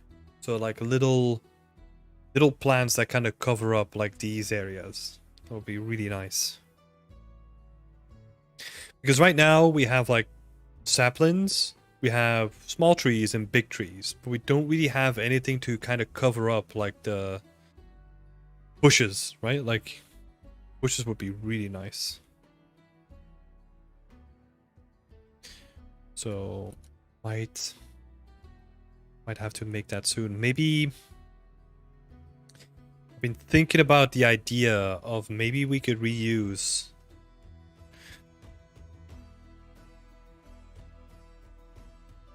it's not gonna work. You probably want different leaves. A different setup. We'll probably have to make new ones for that. I don't think we can cheat our way through that one.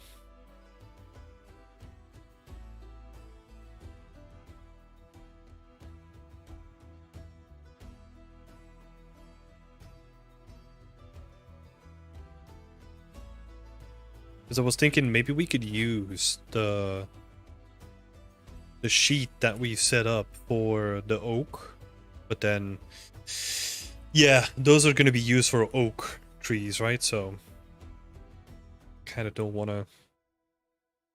to be too lazy about this either.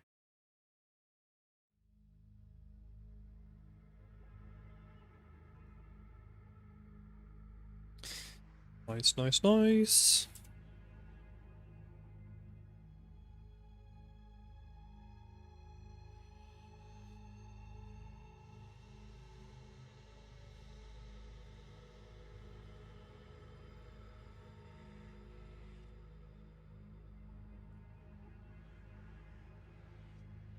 Oh, Mario, I forgot to ask. What are you thinking about building for the Unreal Engine marketplace? Oh, we could sneakily use this as like roots. Stuff that in there. Let's go.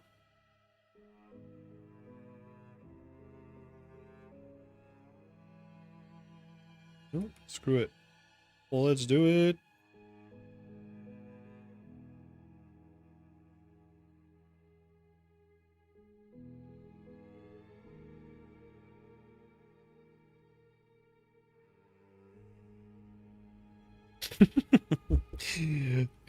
quick sneaky way to get some roots going. Love it.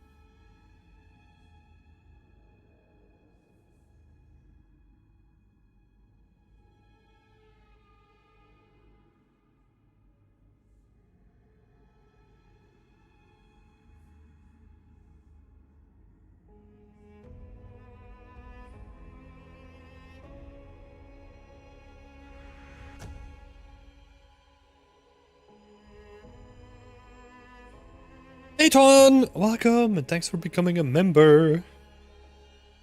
If you go to community posts, you can find what you need to do to get into the community.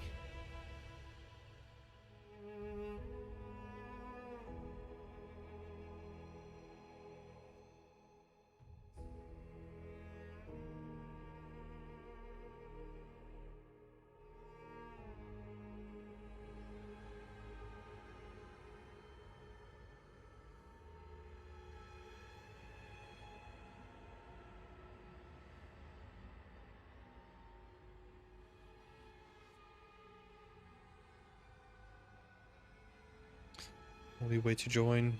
Yeah, I know. Unfortunately, can't really do anything about it. But thank you so much for joining, though. That's awesome. Glad to have you in the community.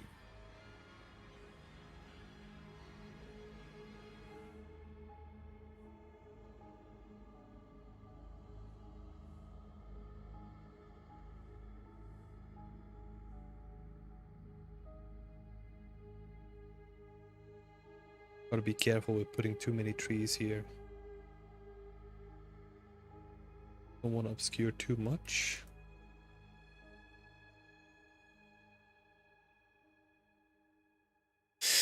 Let's see, is there other stuff that we can use?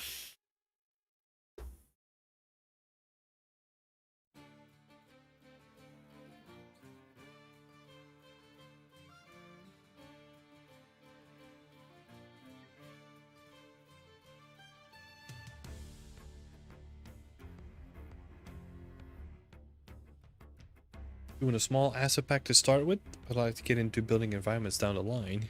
Yeah, do it.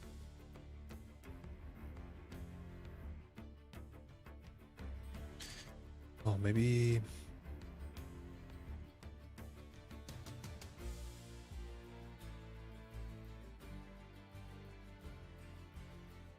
One block does look a little bit terrible. Maybe...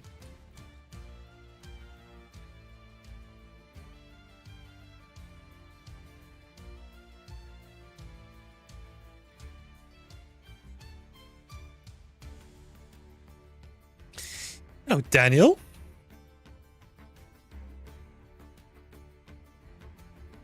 Welcome to a lovely chat. Happy to have you here.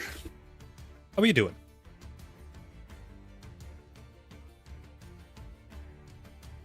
Andrea, got to get ready for my workout. Thanks to the stream, Tim. Always happy. Always amazing being here. Have a good weekend.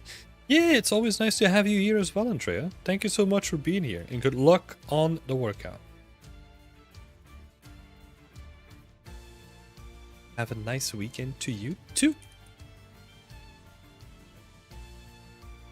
Oh, this one is broken. I think I still need to rebake it. There we go.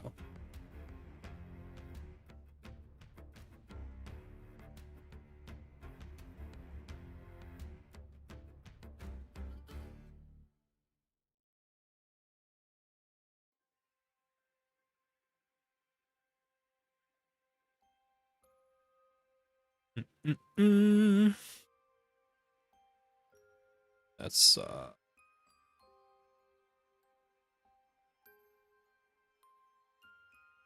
this is really big. Was this thing just what?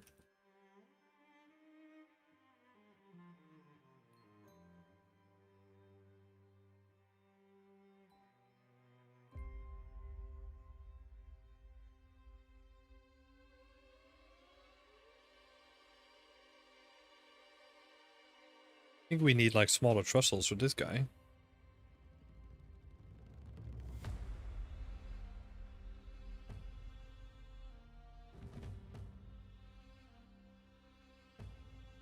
Finally ended my final project from college. Nice. How did it go? What did you have to do for your final project?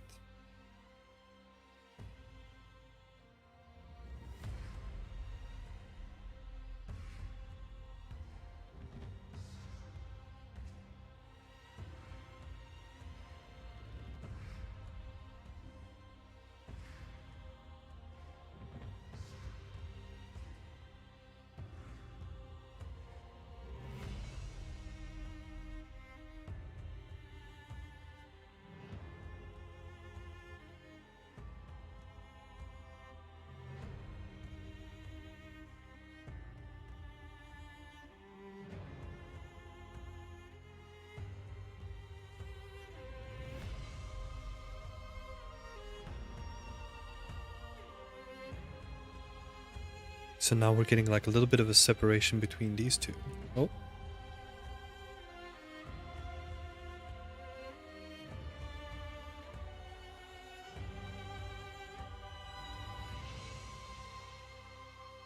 Which is quite nice.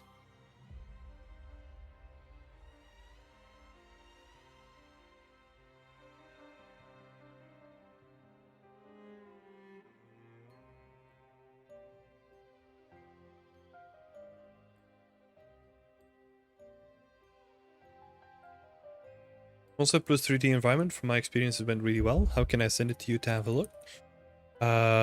Probably the best way is to do that in our community Discord, but that one is going to be paid. Don't really look at too much stuff on the stream, honestly.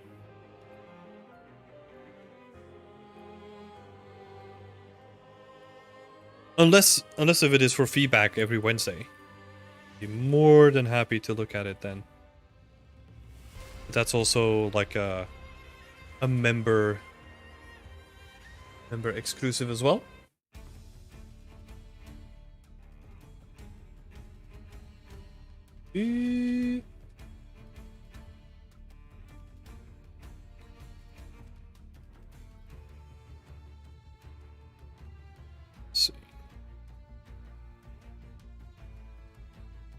Probably need to make like normal tracks as well, because I only have the muddy ones, and it would be kind of nice to just have like sandy tracks too.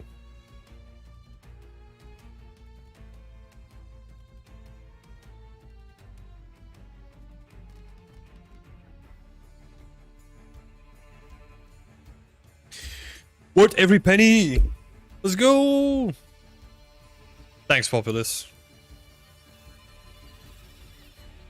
Happy you enjoy it.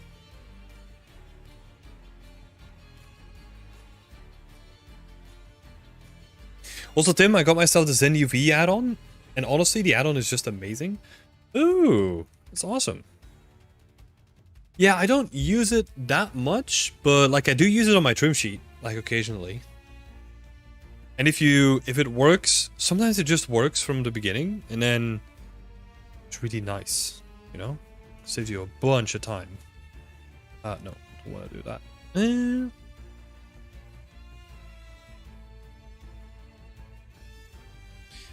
I think we're kind of getting to a point where, I mean, it's tweaking, fine-tuning.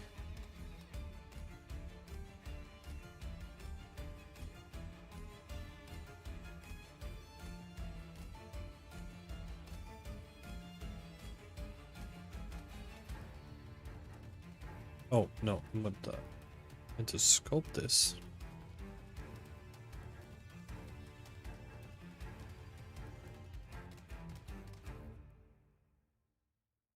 I love those roots coming out from the dirt on the bat. And those are literally just like branches that I just normally have on the floor. I was just like, oh, cool. I can just stick them in there and it kind of looks like there's roots coming out. So I guess that kind of works.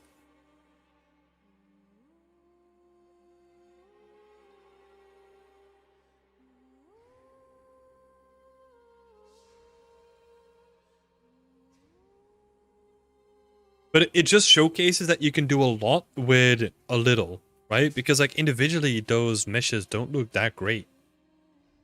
But like you can really sell the idea of like roots coming out of it.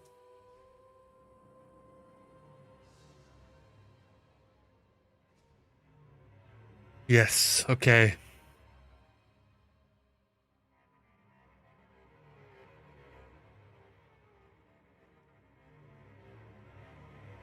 Need to adjust that roof a little bit because that still looks a bit wonky. Reused assets? Hell yeah. Oh, dude, like a lot of the work here is reused, right? Like just reuse it in like different ways. For example, I have like this entire kit, which is just basically like just a bunch of pillars and then like walls that I kind of use for some of my buildings as well. But if you were to break it down into like the individual pieces, you know, like it's like a whole bunch of pillars, like a roof slapped on top of it. And then this could be like a cool thing by itself, right? Just having it open on both sides would be nice. Yeah, you can do a lot of interesting things. And then you could say like, okay, cool. So I have an open one. What about a closed one, right? Then I have a closed one that has like a door frame in it.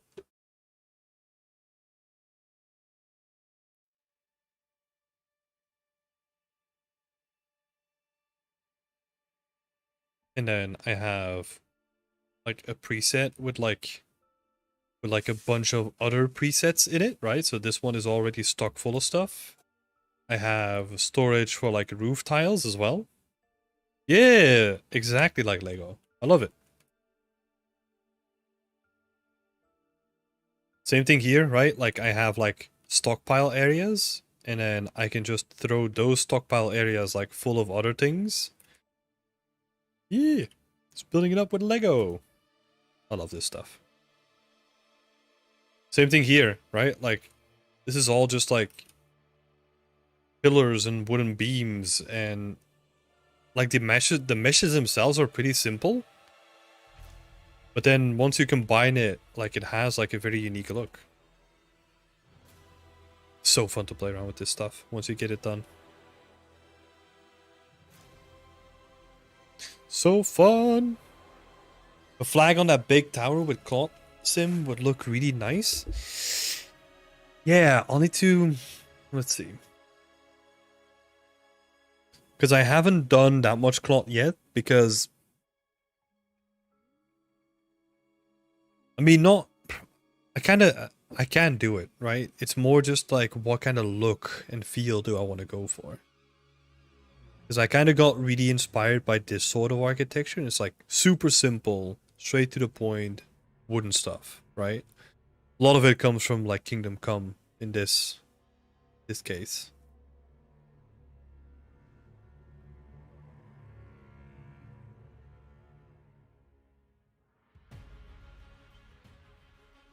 Let's see.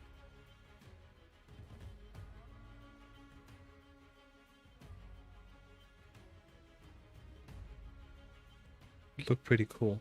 I think what I do want to do, for sure, is having where are they? These little bits of bunting. I know that for sure I want to have that, and I kind of have like a little thingy I was kind of making so that I can like generate bunting. But I'll need to work on it a little bit more. Get it finalized.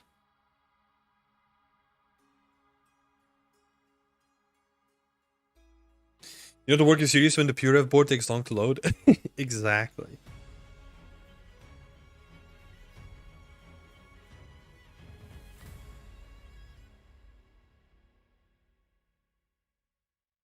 Yes, yes, yes. Okay.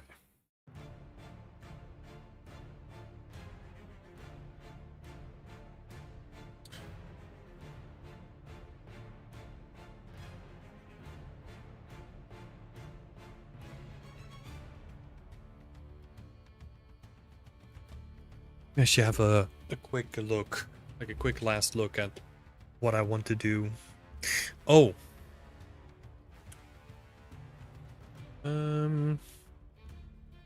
Let's make sure I have my console variables.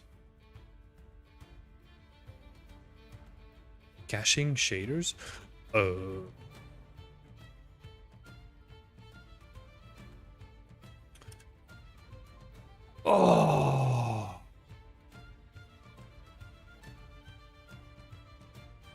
I knew that wasn't good.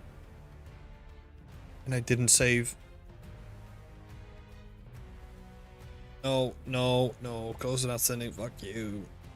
Oh, that's a pain. What was it called when you merge actors or assets into one? Blueprint actor or group actor? Yeah, there's two different ones. There's packed level blueprints and level instances.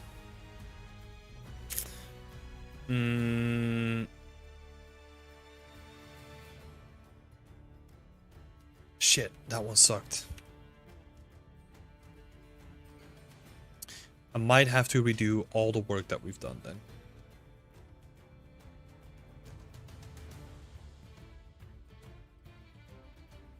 I think this one's gonna hurt.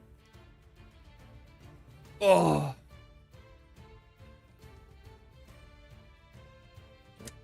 Let's see, drift.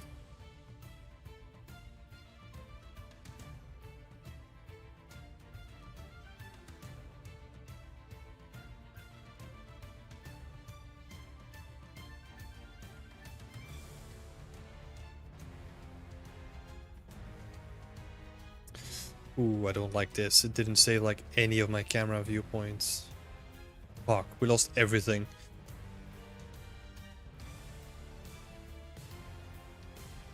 Oh.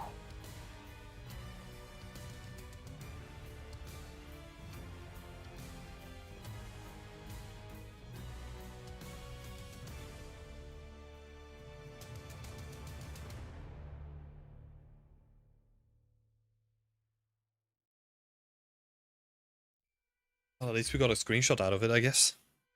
That's the only thing I get now.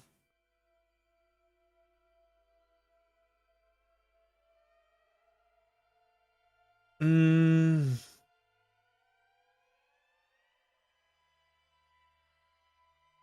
that sucks.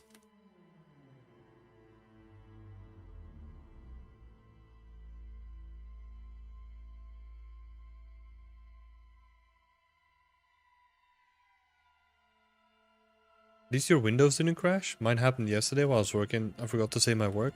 Wait, but there's nothing different here. Like, I would have lost the exact same amount of work. Okay. Well, to be honest, like the second time is always quicker, right? Doesn't make it suck, but you have the stream vault to reconstruct it. Yeah, and I have the screenshot, right? So I kind of know what I need to do. That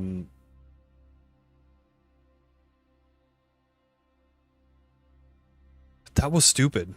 Why did that happen? Sucks. Okay, I'm gonna try that again. Without doing anything. Oh yeah, and now it just opens. Okay, cool. This is literally all I wanted to do. And then take a new screenshot. Anyway, that was fun.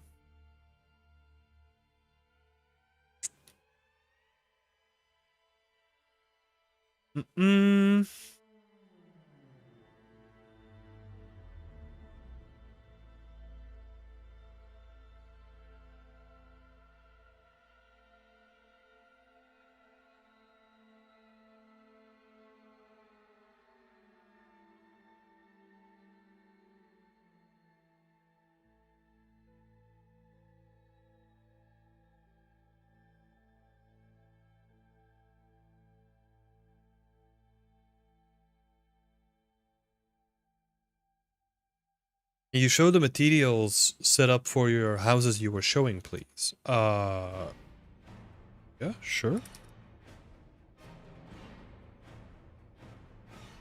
The next music that plays is Pushing Back the Terror. I don't think that's gonna work this time.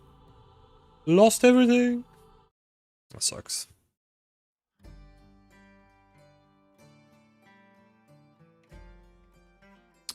This is my material that I'm using for the houses. That's it. Let me actually make it a little bit clearer.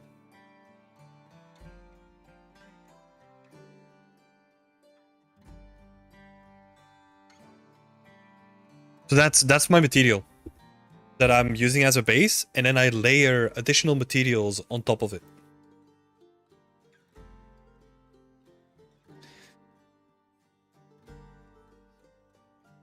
So you can kind of see that it's the wood as a base, and then I have like a lot of dirt that kind of comes on top of it.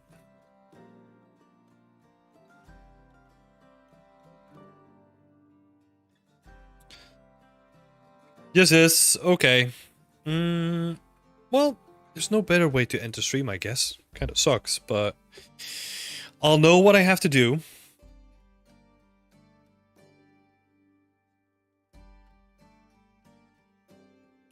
Just imagine that we're still in Unreal, you know? Yeah, but I'm happy with this kind of setup. I don't think it will take me too long to rebuild, because all the iteration is all out of the way. Yeah, so I'll probably do that behind the stream, like in between streams. Yeah.